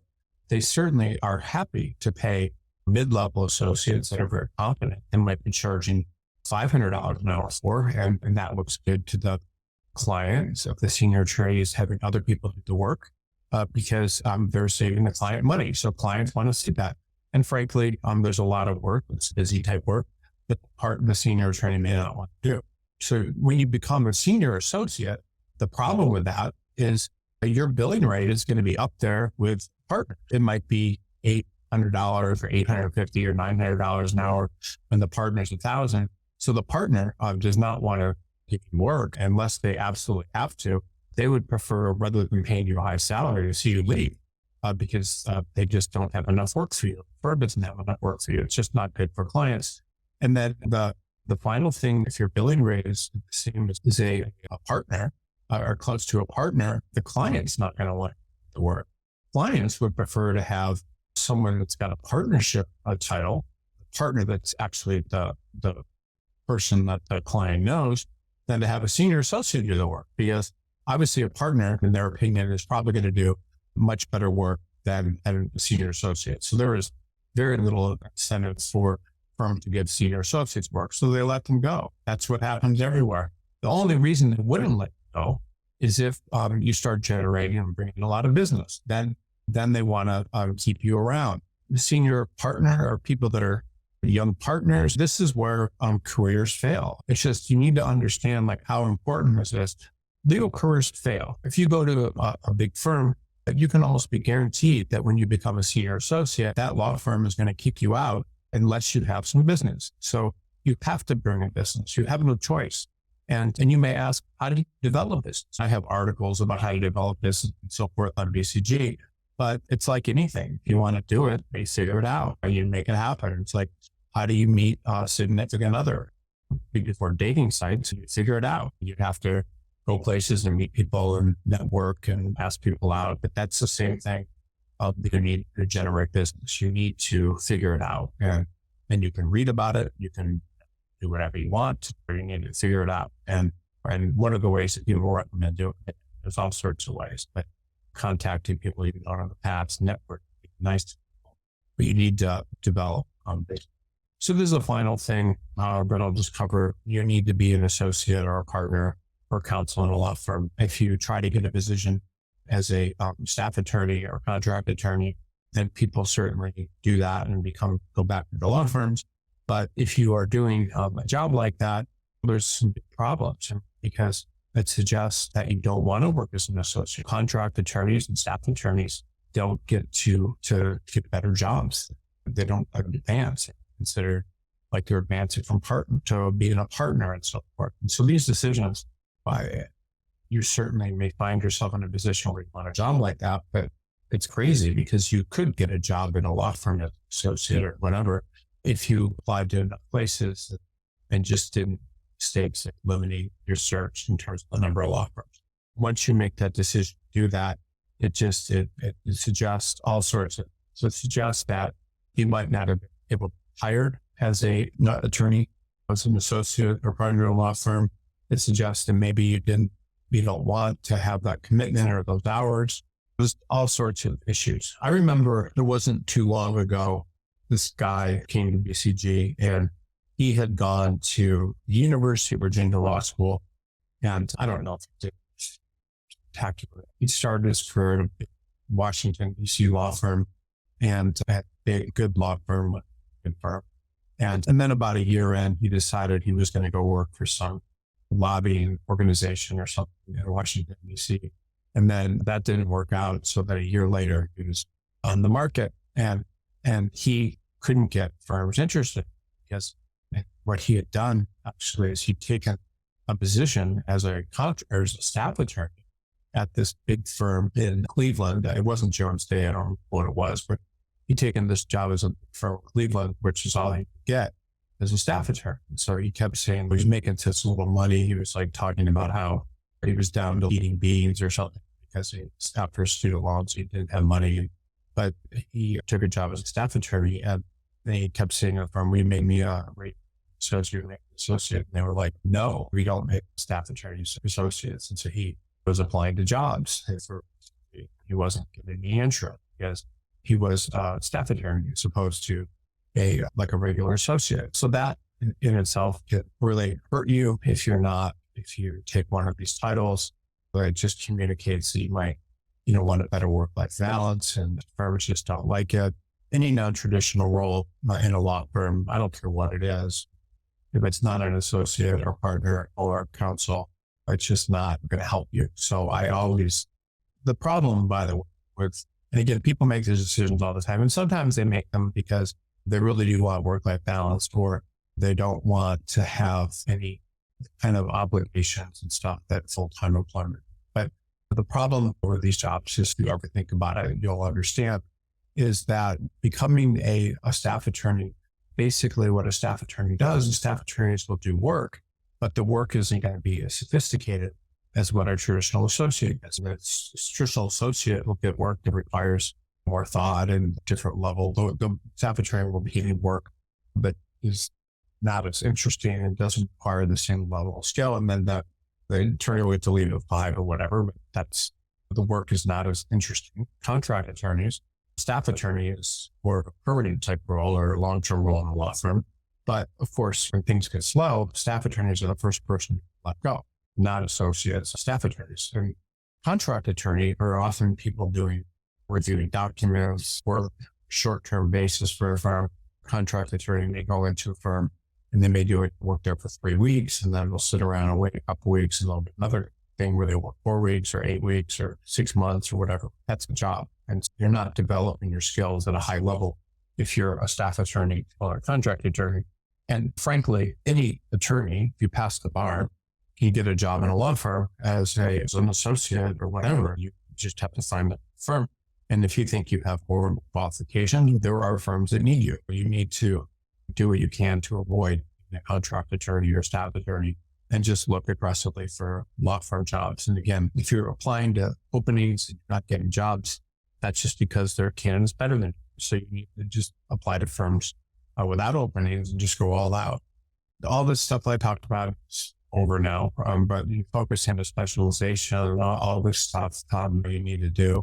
I just see so many attorneys making these mistakes, where you should be proud of yourself for watching this whole webinar, because it's this information will change the direction we're in life. If you're off path, meaning you don't feel like you made some mistakes that are in here, every mistake is fixable. And unfortunately, most people don't learn about this stuff in law school. But if you've made millions of mistakes, you can get off the path. And so I would encourage you also on this webinar, app Q&A right now, if you feel like you've made certain mistakes, to ask about them, because I'll probably tell you what's fix them, because it's what I do for a living. Right now, we'll take a quick break just for 2 minutes or something. I'm just going to grab something to drink. And then when we come back, I will answer questions. In terms of questions, I know that if I was listening to this and I made some of these, I would be freaked out and good about myself. And that's not the point. The point is to learn about all these things. So I would encourage you to ask questions about any of this stuff. And then in addition, any questions you have about your career. All right. So I'm actually very excited. There want to speak over 700 people on this webinar, but because I think this is a topic where, you really can have probably learned a ton. So let me pull this up. I'm just looking for the question. All right. Very smart listening, being on this webinar. I think very smart, because I think everyone's probably learned a ton. So let me find questions. Give me 1 second. Just put up a Word doc. Make sure I get the right one. Questions, and I'll go to a lot of questions here. So okay, so the first question is that I'm going to answer. I'm bouncing around. Okay, so during the webinar, you spoke about the long-term nature of building a book of business. What are some of the strategies for staying motivated and persistent when progress seems slow? How can I measure and track my progress effectively to ensure that I'm on the right path? And what indicators should I look to adjust my approach? Okay, there's a couple things that I've noticed about the people that generate business and tend to get the best at it. So this question is actually a very important question. One of the things that people do when they generate business is they typically will have a list of maybe 100 people that they know. So you should always write down a list of 100 people that you know. And if you go back into your history, let me describe. If you go back into your background and think about it, it could be classmates, it could be classmates, it could be whatever. College, other acquaintances, so forth, other acquaintances. The reason that I'm telling you about that is that when you're in contact with like 100 people, those people will potentially know people. So I've seen people get business from during a car to their butcher and just ridiculous stuff like that. And the reason I'm telling you about this is because when I was an associate, like that was very important. Developing business was extremely important. It was something that I wanted to do, something that, that I knew I would need to do in order to get business. And so I started calling people that I knew, just random people that I knew from high school, from college. And what I would do is I would just call these people and I would ask them how they're doing. I wouldn't do anything other than that. I would just say, how are you doing? What's going on? And I'd listen to whatever they would tell me. And then I really wouldn't tell them anything about myself unless they asked. And then I would tell them I was an attorney and doing this and so forth. And leave it at that. I wouldn't go into a lot of detail. I wouldn't sell myself or anything like that. To my astonishment, two of my high school friends had moved to California. And one of them owned a graphic design business. And the other one, I think, was working in the sports industry or something like that in LA. The person from my high school that I knew that owned the graphic design business ended up referring me all this business that I was doing about $200,000 a year in work in my law firm, which was meaning I was I moved from a manual to a firm that did nothing but litigation. And he started referring me like all this work. And he was introducing me to clients that were starting companies in Silicon Valley or in San Francisco. He introduced me to someone else that owned another graphic design firm. And that never would have happened had I not just called him and checked on him. And I hadn't ever called him to check in on him about anything business related. I just called him to check in on him about how he was doing it and so forth. And so after doing that and starting to get business, I was like, I need to get more business. And having that much business as a junior associate is pretty rare. And so I started calling him and he gave me all my business. Then there was a course, and this course was like from someone that was well-known teaching attorneys how to get business. And when I listened to this, he had these cassette tapes that he would send you. And it was like this $2,000 course, which back in 1998 or whatever was a lot of money. So I just started, when I listened to this course, basically what it said is you need to just write down a list of 100 people and you just need to check in with these people, check in with them every 6 months and just see how they're doing, or every 3 months. And that was his whole strategy. And then there had been strategies. People had followed that strategy in different firms around LA and I got business. This was really something that I realized was just hugely important. And then when I left my last law firm, I decided I was going to do whatever I could to get business. And then I called partners to the law firm I'd left and just sat for a couple months and saw how they were doing. And that same thing happened. Like they started work. Like they gave me it wasn't sophisticated work, but it was like a divorce of literally the dean of Pepperdine Business School, which would have resulted in hundreds of $1,000s in fees had I stayed practicing law.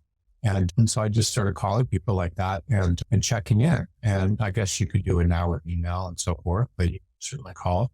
And calling is very effective. But the point is that you need to start doing something along those lines. You can do the same thing with clients. So you call up potential clients and see how they're doing. And you find them all sorts of ways, network or whatever, find them and you do things for them. I know one partner in, I think it's San Francisco or where is it? Yeah, it's San Francisco. And he told me that what he does is what he's done to find people he networks with people that are head of companies or own companies and so forth, and never asks them for anything in return. He just, if he can, he will help them in a way, not charge anything.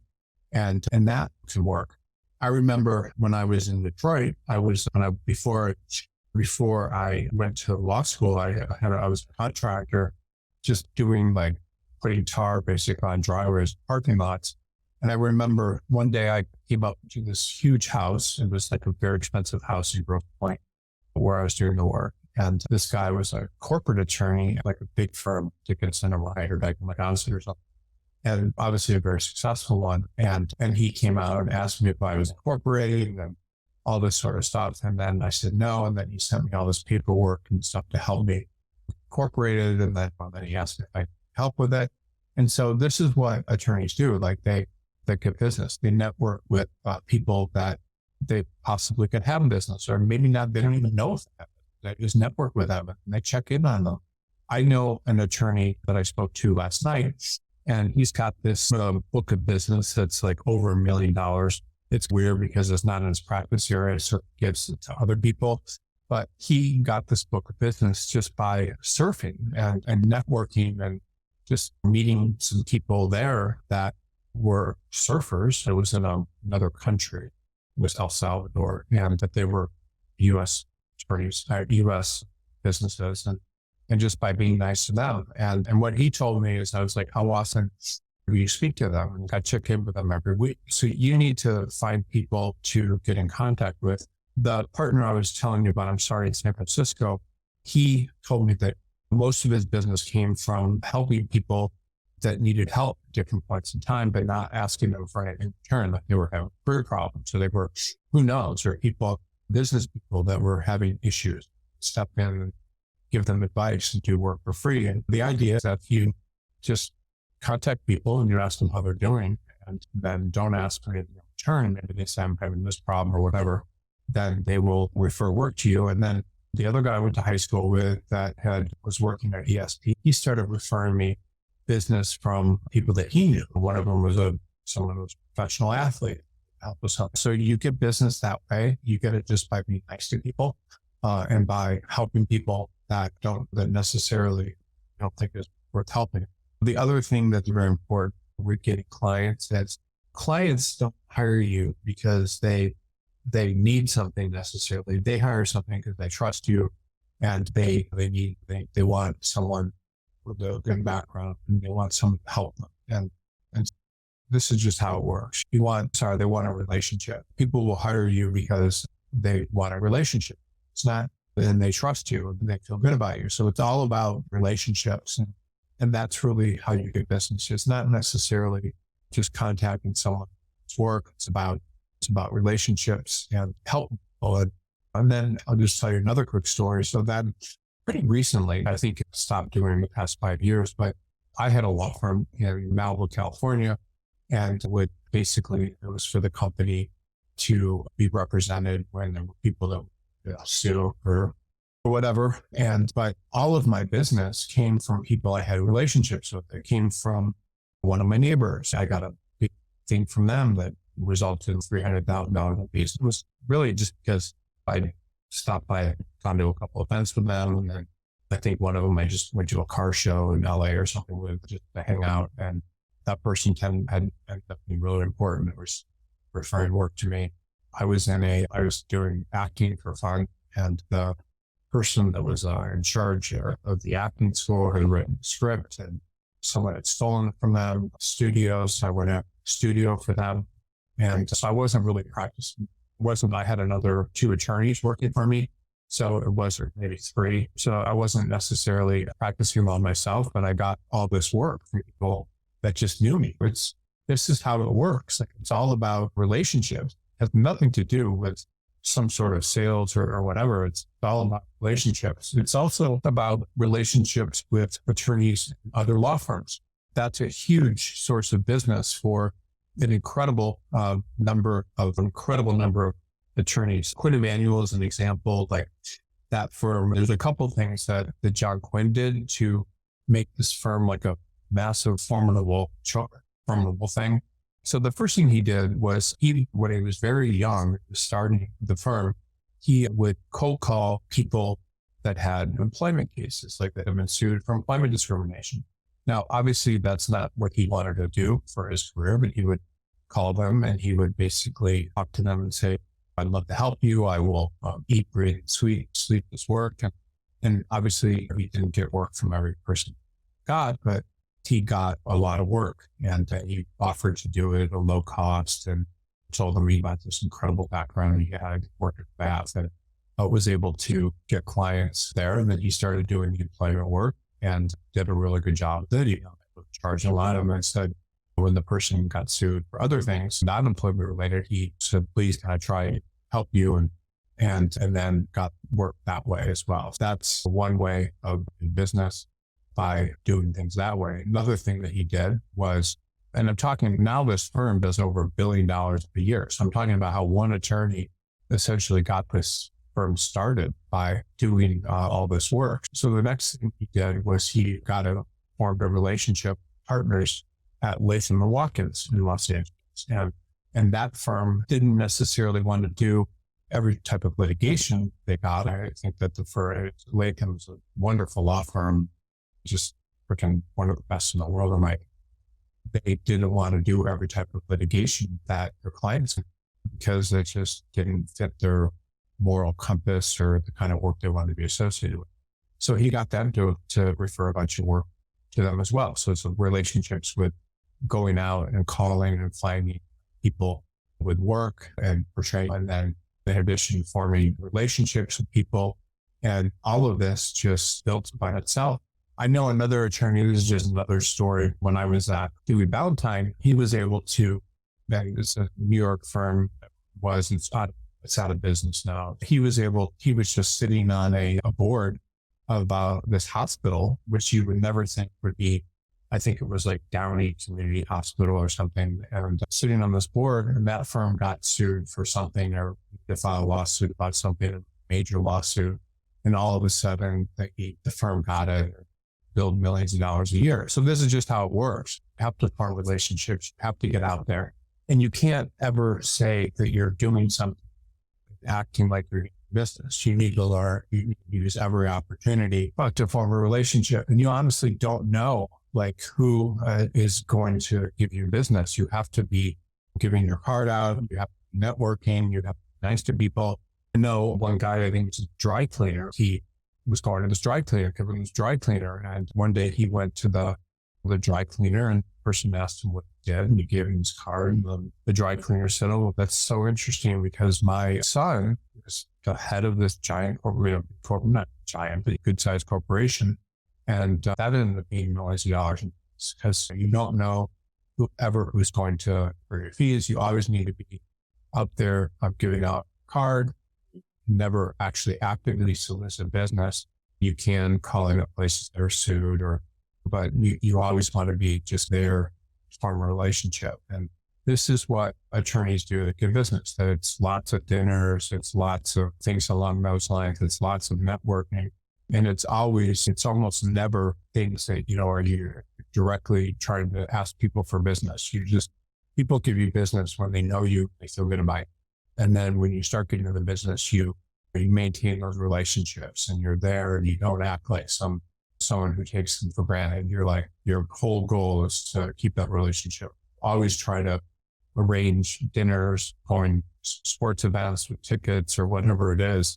You try to do that. And that's what results. I like to stay in contact with people, and you don't know who they are. If you're staying in touch with people from law school, that's a really good thing because those people will be going to corporations or they will have work that they're conflicted out of. I had this interesting thing happen. I was at this new firm after I'd been at Quinn Emanuel, and I had great relationships with people when I left there. I don't know why I left. It was that firm, a partner there that liked me, and keep in mind, I'm a third year associate, called me up and he said, does your firm do this different type of trademark work? We can't hear. I was like, sure. And so that was a client that brought in not a ton of business, probably like 8,000 or something. The point is that by the time I left Point Emmanuel or my firm as a third-year associate, I had over $300,000 business. And this is business I built a lot of business for building New York rates in LA. And it was all because of just friendly relationships. It had nothing to do with ever actively soliciting business. So if you want to get clients, you basically be nice to everybody, and then you just take time out of your schedule. You don't go home at night. You do as many nights a week as you can, entertaining people, meeting people, calling people, seeing how they're doing, and network. That's one of the biggest pieces of advice that I can give you about how to generate. Okay, so this is a good question. Thank you, everyone who's asking these questions. I really appreciate it. So the next question is, how should lateral attorneys navigate salary negotiations when moving from a long-term unemployment phase to a new firm without underselling their value? Okay, if you have been unemployed for a while and you're looking for negotiating the salary of a new job, you need to be beggars can't be choosers, do everything you can to make sure that you're able to close that position and get it. So what do you do? What do you say in salary negotiations? I think one of the things that happens to me is that every day candidates, law firms are emailing me about salaries and salary expectations and so forth at new firms. And obviously I'm on this webinar right now and I can't respond to people that ask that question. And my practice in this role of being a recruiter is I always make sure that I'm the one that responds to these questions, because this question is a deal breaker. So firms will make an offer, or be interested to give an offer, and then the attorney will come back and they will say something, and then the law firm will just be like, we're out, this is over. And they also do it, they'll ask a salary when they get the resume initially, and they'll say, what is this person's salary expectation? And if you tell them and it's not what they like, they'll be like, this is over. Salary negotiations are a huge issue for attorneys, and it's something that can go badly. If you respond the wrong way, then the law firm may end the negotiations right there. So what do you do? What is the best way to deal? How do you respond to salary negotiations? The best way to do it is I would like to be paid the same as other attorneys at my level, either now, or the last attorney. That's the best answer, or the last attorney. And the reason that's a good answer is because it means that it shows that you're not really putting a lot of emphasis on that. It's allowing the law firm, it's basically showing that you want the law firm to be fair and pay you a certain amount. The other thing that I think is important to say is I'm more concerned about getting back into a law firm, back into a law firm a loss than my salary. Let me tell you a little bit about this, like why it's important to respond this way. I don't know how long you've been unemployed and what experience level you are, but what's nice about the legal profession is that in the first 5 years where you're learning, you're getting paid to do it. Honestly, whatever the salary is, you should not emphasize that as much as experience you're getting and getting trained to be an attorney, because that's what you need. If you are unemployed for a long time, you're not getting that training, and you're also potentially, hurting yourself in your long-term prospects by being out of work for as long as you can. So you need to be very careful about salary negotiations if you've been unemployed for a long time. Now, if the law firm asks you what you'd like to make, you tell them what you were making before, if that's something you're happy with.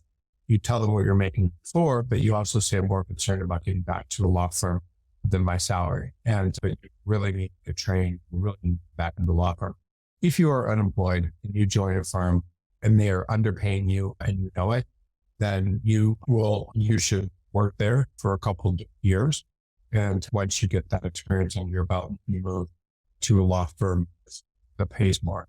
If you feel that the law firm is open to negotiation, which I would say probably 60% of the time they are, then you can negotiate it. But you don't want to ask for too much money, because if you do, then the negotiations will often break down. You just need to be very concerned about that, because if the negotiations break down, suddenly be out of a job. And I've seen plenty of attorneys do this, and law firms have the problem with the salary negotiation times is law firms will think that if they're not paying you what you want to make, then you're going to leave. So these sorts of responses, you can't sit with other attorneys, more concerned about getting back to a law firm with my salary. These are good responses. The other thing that can happen too is they can make you an offer, which, you either don't like. And if they make you that offer and you don't like it, then you can come back maybe if you have other options, and ask them if there's any room for salary negotiations, or ask them if that's for more money, if you have other options. If you don't have other options, you need to be really careful about negotiation. I hate to say that. I negotiate salaries for attorneys all the time, and most of the time it's okay, but you have to make sure that you try to negotiate those salaries. Try to make sure that the law firm is open to it. And many times the best way of doing that is just sometimes you can ask them, is there any room for negotiation, so forth. Many times they'll come back and say that. But again, I just want to make a point I think it's a very important point, that if you are unemployed, you really need to be concerned about getting back into a law firm, because that's really should be your goal. And again, your first 5 years, it doesn't really matter what you're making. You're there to be trained. It's not like you're there many attorneys are. They're there, to make as much money as possible. But your real income is going to come much later in your career when you develop business and you become very specialized in practice. Next one, what are the best practices for addressing gaps? The next question, what are the best practices for addressing gaps employment on the resume, particularly for attorneys who face long-term unemployment? Yeah, so the long-term unemployment is very common. It's very common for attorneys that have those gaps. You can address it in a couple different ways. One is that you just don't address it at all, and you just leave it on your resume, which you should. The next method for addressing it is there's all sorts of explanations that they will give. I'll tell you about them in a minute. They were ill, family member was ill, family member ill, not enough opportunity, market, family issues. Those are some of the main ones that seem like they work. People will say they're ill. They were ill. Obviously, we talk about this stuff, no one can check it. People will say that they were ill. And that's not always a great explanation, because then law firms will say this person may be sick again, and why would we take that risk? And that's definitely discriminatory, but you need to be careful about that sort of stuff. If you were going to hire someone, would you hire someone that's healthy? Would you hire someone that's not? Just what practice say. And the other thing that people will talk about is their family members ill, maybe there was a death, all these sorts of things. And that's actually a very good explanation. Obviously, check it, but I'm not saying you should lie. But if you say that, then that's a good explanation that the people respect. Another thing that people often talk about is opportunities in market. There are things where the market can definitely work against you. It's very common in bad economies for corporate attorneys to get laid off, and even really good ones. So people will always understand that. It's very common often for people to have family issues. If you have a family emergency or something, that's often a very good thing. Sometimes you could talk about a firm that's had financial or whatever issues, and sometimes that can work very well. And those are some good explanations. But ideally, every law firm understands that people can be let go for various reasons, or can stop work and not look for a job. Personal things that you can talk about are often, hopefully involving other people, are actually really good. Sometimes people will leave and travel and stuff, but law firms do not like to see people that are unemployed for a long time. I would say if you are unemployed, what I would do would be to look very aggressively for positions.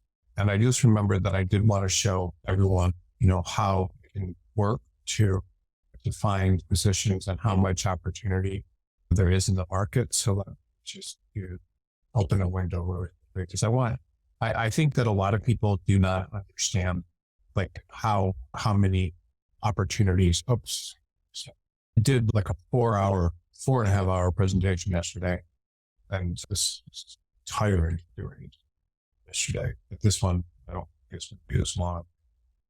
Okay, I'm going to go to, here's some demo accounts. I'm going to show you some stuff in the BCG database because I want everyone to see that may have doubts about their employability and so forth. I want everyone to see the incredible number of opportunities there are for anyone.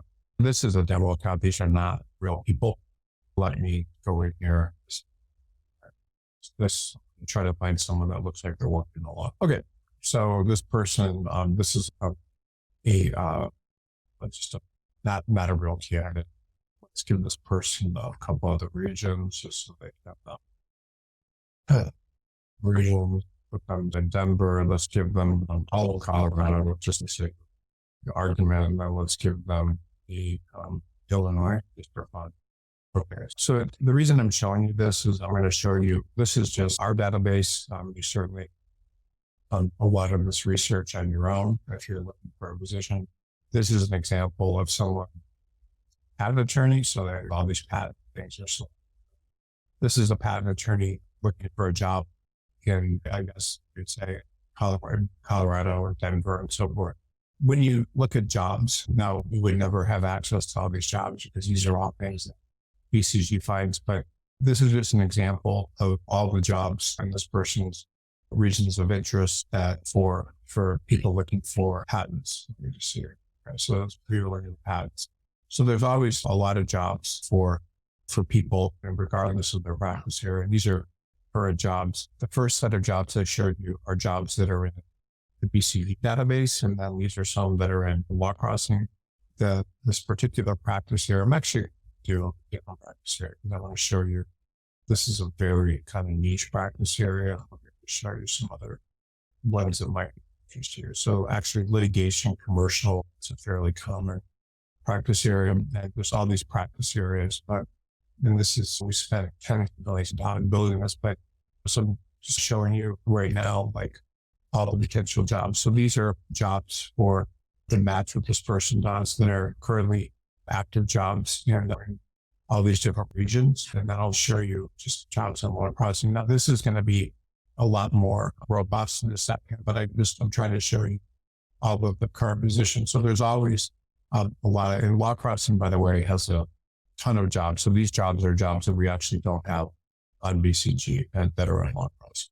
Those are active jobs. There's a lot of ways that you can find other jobs. One of the things are firms you apply to. So one of the things that is very helpful is there's all these jobs and all these different lists, like all company law firms, all U.S. News Chambers, the Legal 500, like all these certain things.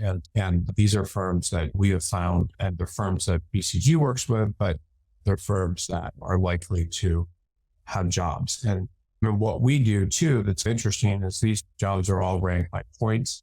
And so the person's a commercial litigator. We know that if we send someone here, they're very likely to get a job. If you were to go and build your own list of firms, and these are firms, other ones, 22 interviews and just all these different firms. If you were to go and research and find your own list of firms, you would find this is over 300 places that you can apply to, and many that are be very likely to get an interview. This person, if they were to put together a list of their own firms, if they and apply to all these firms and find them, they would be very likely to get a job. And then another example here would be this person wanted to look for litigation jobs in firms that have litigation practices that are decent firms in Colorado.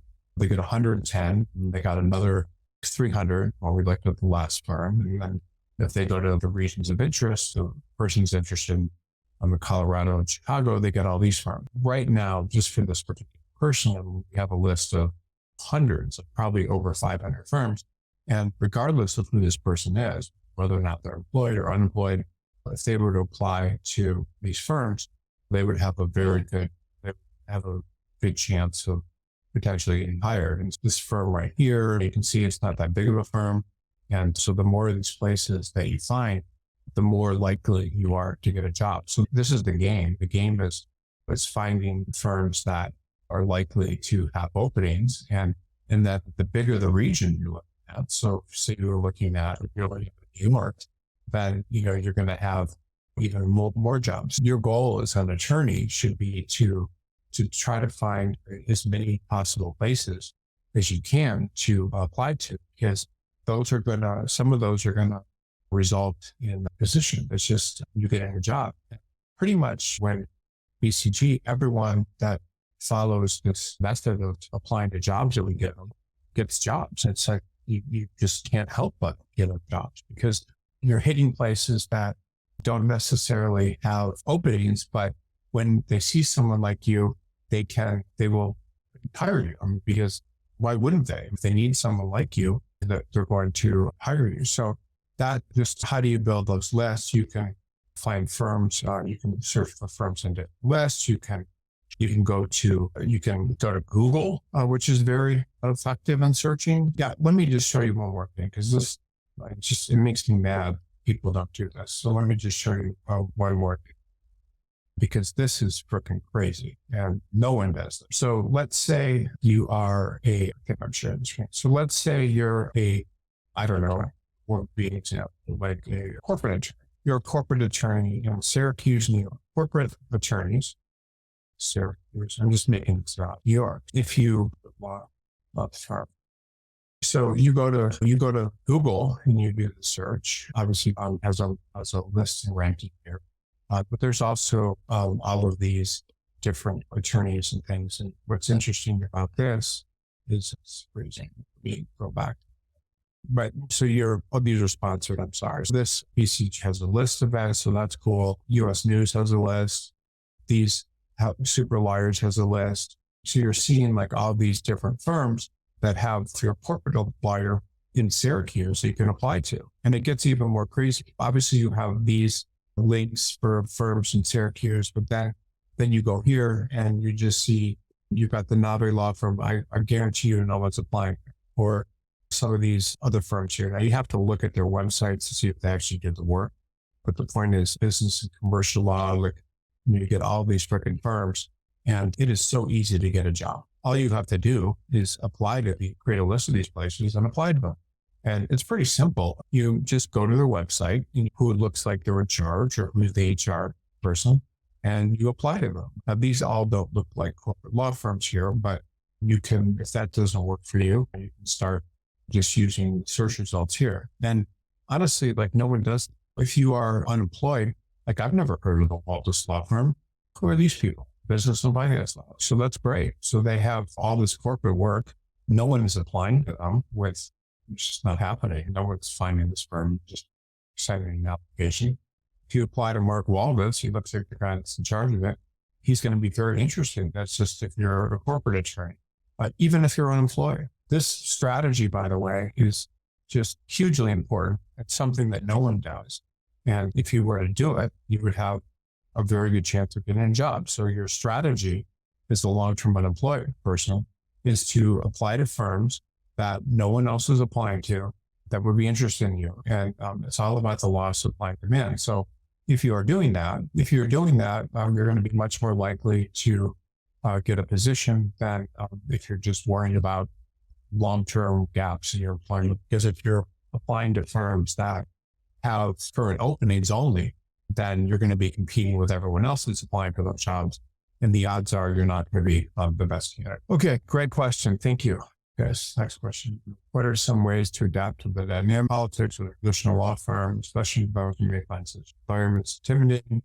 Are there strategies for building influence and credibility among peers and senior attorneys? Okay, so that's a good question. The answer to that is when you go into a new law firm, the most important thing that they're concerned about is whether or not you do good work, whether or not you're dedicated, whether or not you're billing hours, and then you have to be nice to everyone. So I don't think to build influence and credibility among peers and senior attorneys, I think among peers, you want to be helping people. When I did this clerkship, I started a horrible proofreader and so forth. And this judge I worked for really made me good at that. And then when I went to law firms, I learned to be good at that and I started helping other associates and so forth. So that's one of the most important things. And then when you get to know people in the firm, one of the worst things you can do is talk about your personal problems. I knew a woman that was working for this boss of hers for, I don't know, about 10 months. And then things were going really well. And then she told her about some sort of weekend sexual adventure that she had started on a Friday, and she finally made it out of bed on a Sunday, something just crazy. And anyway, she told us all her boss about it. And all of a sudden, her boss no longer wanted to work with her and fired her. I don't really understand why she told her that. But the point is that you need to be very careful about what you share with people. If you tell people you have a substance abuse problem or had one in the past, or if you tell people something that they could use against you, just don't want to do that. So you need to keep your relationships cordial, but never share sort of personal information. And that's a big mistake to make, because if you share that sort of information, people you may have create issues for you in the future. So you need to be very careful about that. So just don't share personal information. Senior attorneys will like you and respect you more if you're able to do very good work for them and take everything that they think seriously and respect them. I think those are some of the main things. Okay, this is a great question. And I actually really like this question because this is something that I really emphasize, talk to attorneys about a lot when I'm working with them. So the question is, how can lateral law firm attorneys effectively demonstrate the value they've added to their previous firms during interviews to avoid being perceived as risky hires? So that's a great question. And I really appreciate this question a lot. So whoever asked it, because this is one of the most important questions that people can address. You say stuff like you build the most hours. Again, I don't know if they can ever check on this. It's up to you. But build the most hours. We don't want to lie, but believe you did. You got the most work with the most partners. So these are some of the things that it's important to talk about. And you should always try to talk about, so you talk about how you build the most hours. Obviously, the attorneys that build the most hours are getting the most work, so they must be doing a good job. You talk about how you got the most sophisticated work, meaning that you were given complex work because you really understood a lot of ways to add value, how to get the most complex work. You talked about how the most important partner in your practice group, more partners wanted to work with you. Then you talk about how you got great reviews at the firm. So all of those things are really important. You can also, if the firm's lost a client or something, talk about that as a reason why you may have lost your job if you're not working. Yeah, you always want to talk about billing the most hours. Firms love that in interviews, how you got the most sophisticated work, how the most important partners worked with you and did it with other associates. And then you talk about the great reviews you got. So those are some of the best ways of showing how well you did. And those are the answers that I always coach my candidates to give in reviews. Okay, so next question. How come people who work in the Securities Exchange Commission, or the question is how people who work in the Securities Exchange Commission or Federal Reserve don't have trouble getting law firm jobs? Law schools are pushing people to government agencies, promises of good jobs after 3 years. I don't know if you look at the absence, if this question is probably good. There are some firms that may be interested in people from or Federal Reserve. I don't see a ton of people from their positions. I don't think it's easy to get a position in a law firm after doing that work. Maybe after 1 or 2 years, it's easy, but regardless, if you're going to get a job there, you need some associate position in the law firm prior to a job like that, or even experience before you do that. And honestly, if you take a position at the SEC or the Federal Reserve or people that do that out of law school, I think that it actually is quite difficult to get a job if you come from the SEC, the Federal Reserve, or any other type of governmental position. Now, there are certain firms, like good firms in Washington, D.C., like Hogan and Hartz and some others that take a lot of people out of places like that. It's very difficult. I don't think that law schools are correct in saying that They can get good jobs there. The reason is just different environments with different expectations. What does that mean? A law firm requires billable hours. A law firm requires different type of work. You're working for different types of clients, and a law firm is different. So if you choose to go government instead of a law firm, then that's a choice that is not a law firm. So if you've made that choice early in your career, the odds are that you're going to make it later going into government. So that's one. The other thing about working in a place like the SEC or the Federal Reserve is that you've chosen a non-law firm environment. Just think about that. Like, why would a law firm want someone that chose a non-law firm environment? Also, when you're working for the SEC or the Federal Reserve, you're working for the government and not paying clients. And it comes down, I've thought a lot about this in the past, but it comes down to like efficiency. If you're doing work, billable, the client that you're billing for something is going to have different expectations, will have different expectations than different in the government. So if you're doing work for the government, you can have all sorts of inefficiencies and the work you can do. You're not working for a paying client. You're working for someone that there's no client. Do whatever you want. It's your bill time or whatever. The stress and stuff of working for the government is much different than working in a law firm. I remember when I was a first year associate, I went to work at the Justice Department of Washington, D.C. And I couldn't believe it. At 5:00, everyone was gone.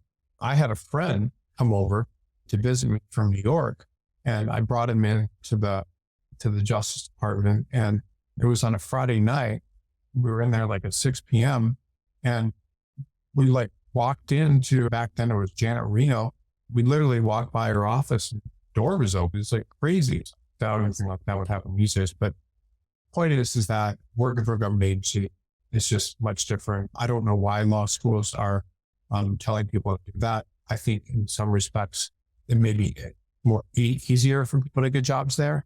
And I think this is probably the real reason. And I'm not trying to say things badly about law school, but I think law schools are pushing people into those government agencies because it helps their employment numbers.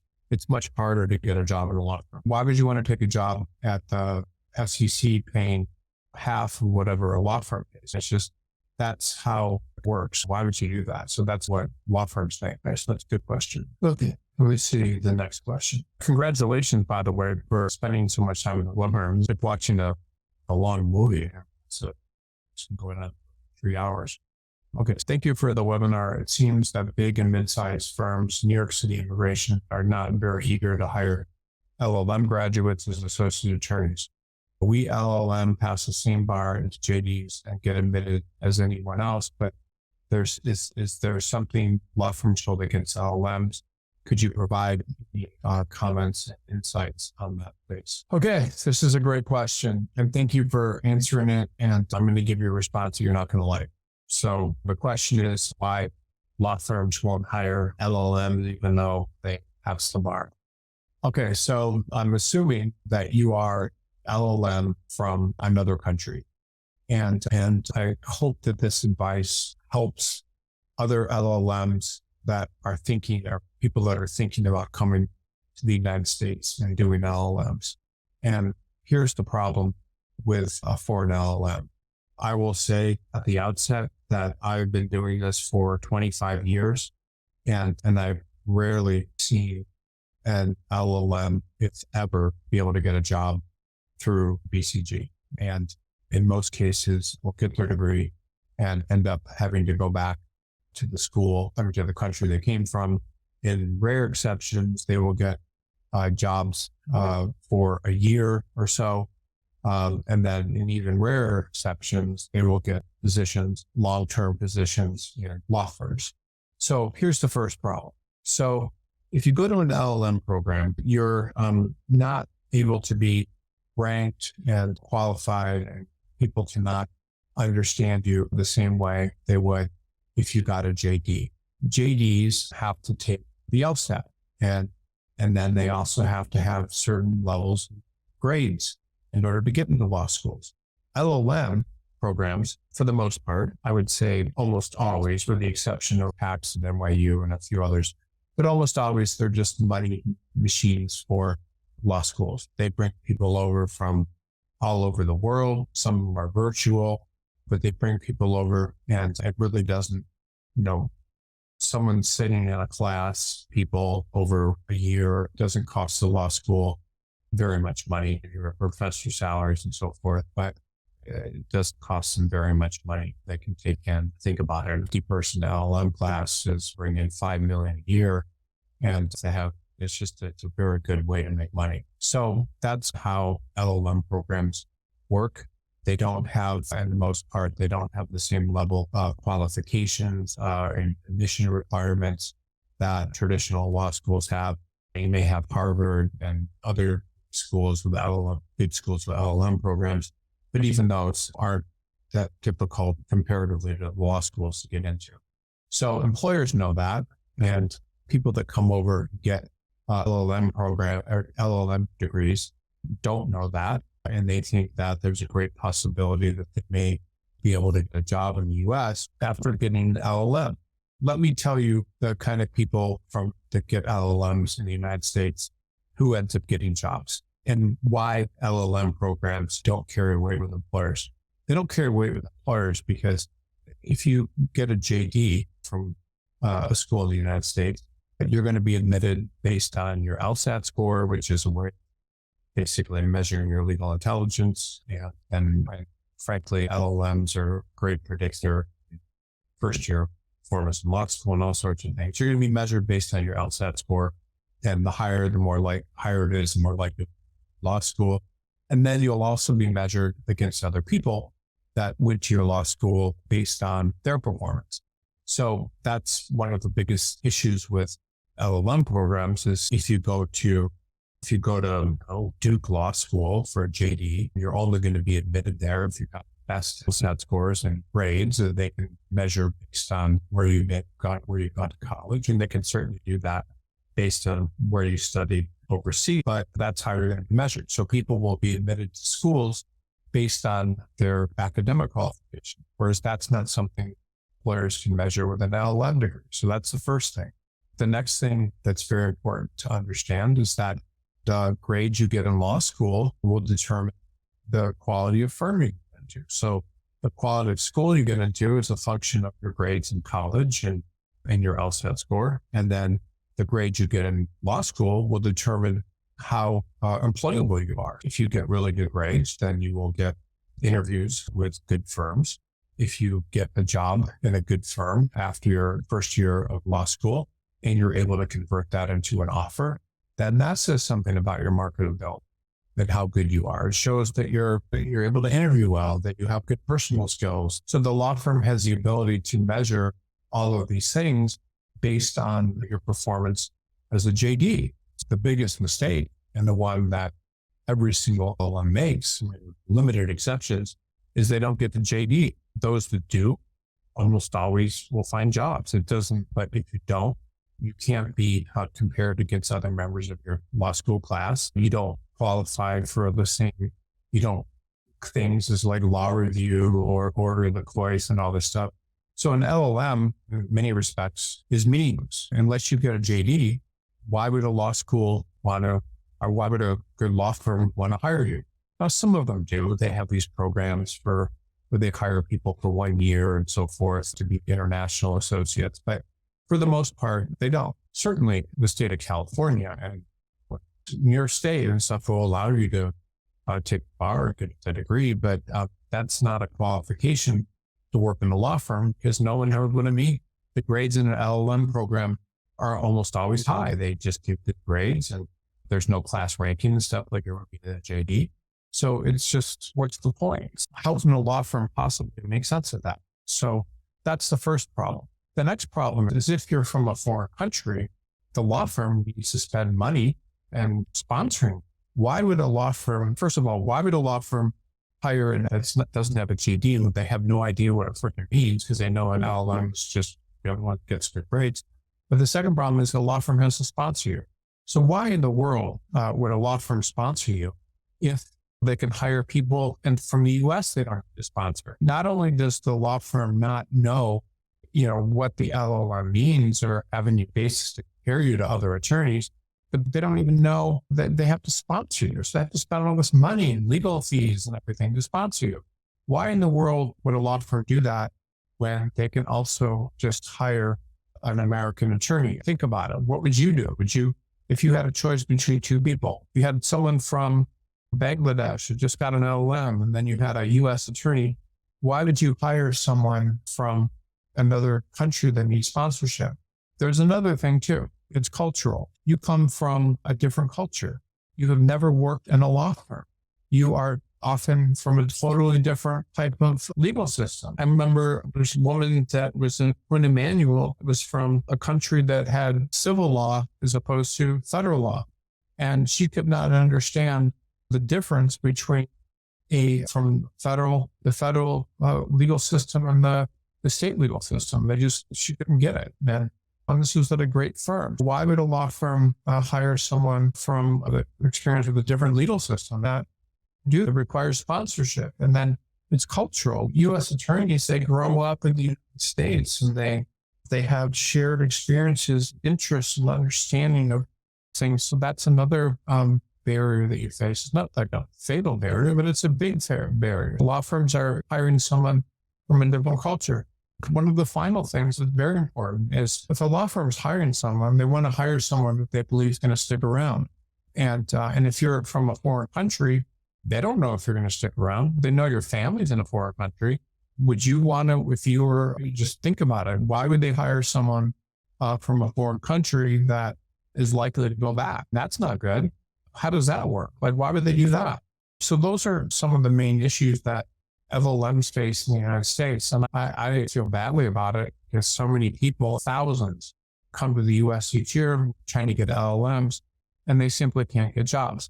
And they make that investment of their time and of their skills and to come to the US believing that something special is going to happen. And I can tell you that 99% of the time it doesn't. Now, I know some people that got LLMs at Harvard and came to the US and did very well. It certainly happens, but it's rare. It's part of the issue that LLMs face. And I'm sorry to be the bearer of bad news because I don't like anyone you do enroll. And I know every school, when I was in law school, there were all these attorneys bouncing around from LLM programs, but they all went back. Okay, for attorneys transitioning from non-traditional roles back into a traditional law firm setting, what are the key challenges that you'd anticipate? How can the best position like diverse experience and asset rather than liability?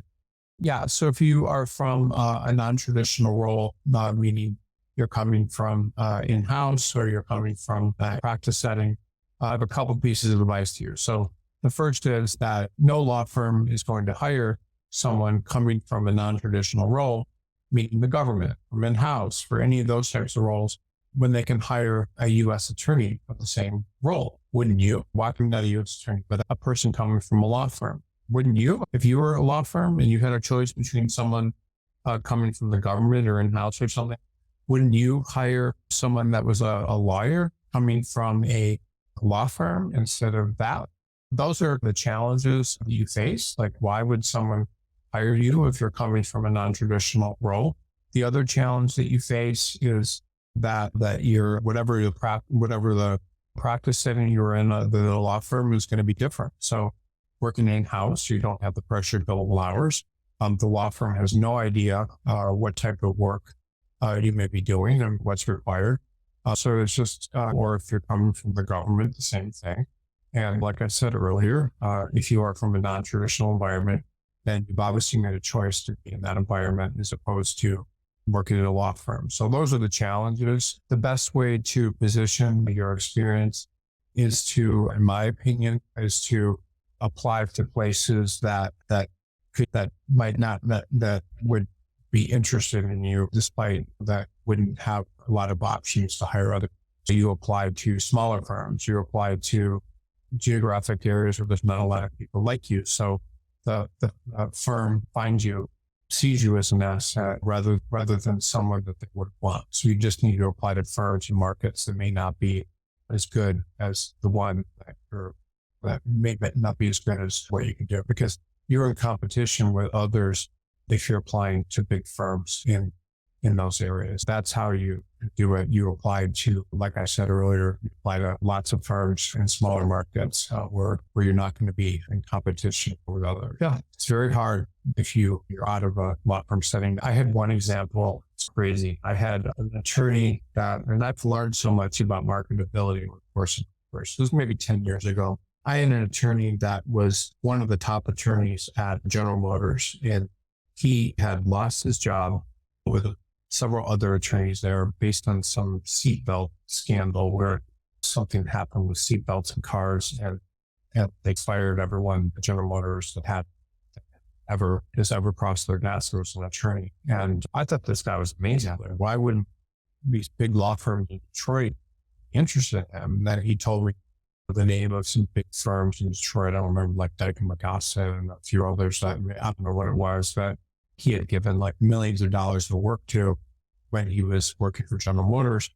And he knew the people there. He had good relationships with them. So I contacted his firms. I went to the head of the firm. I was like the CEO of this firm. And these firms were just freaking crickets. They didn't respond. They wanted no interest.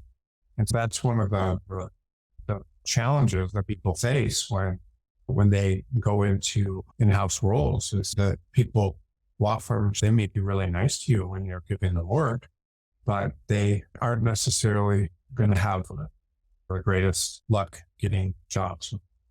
It's very hard. So my suggestion to you is you apply to you apply to smaller markets where there's not a lot of attorneys. Okay, the next question is, could you provide insights into what factors should be considered when evaluating potential lateral opportunities? How can an attorney assess whether a will truly enhance their career in the long run? Yeah, so I think that the best thing is often better firms for experience in the long, better firms. You should go to better firms if you can earlier in your career. You want to get exposure to working on the most complicated matters, meaning working for the largest clients possible.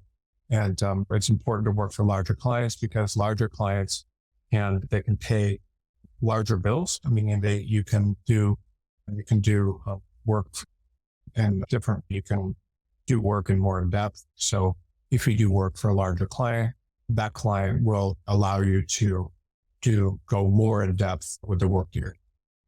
Whereas if you work for a smaller client, you won't necessarily have that opportunity because the client will have a much later. So it's always better to get best experience you possibly can with the best firm earlier in your career. And then later in your career, when you may be losing your job at a big firm or when it's very hard to keep up and you don't have business, then it's often better to go to firms that can enable you to generate business and have more value. So what does that mean? It means that an attorney that starts out their career in a larger firm may often choose to go to a smaller firm later in their career so they can get more and better experience and then build a book. Okay, give me 1 second. Let me just take a look at a few of these. I know this has been going quite a long time. There's a lot of different questions. I think that's about it. I certainly appreciate everyone being here today. I think it's a very important webinar. I think that staying on this for as long as everyone did is just very beneficial. Sometimes you may not think that this stuff will help you, but you'll make better decisions in the long run. I can tell you that at least once a week or week and a half or something, people contact me that have been on these webinars before and just say their careers are just completely transformed. And I think that this particular information today, we can learn about business and not making mistakes, not going to the house, like all this sort of stuff. And then all these different career mistakes, hopefully has been helpful. And I certainly appreciate everyone being here, and we'll do this next week.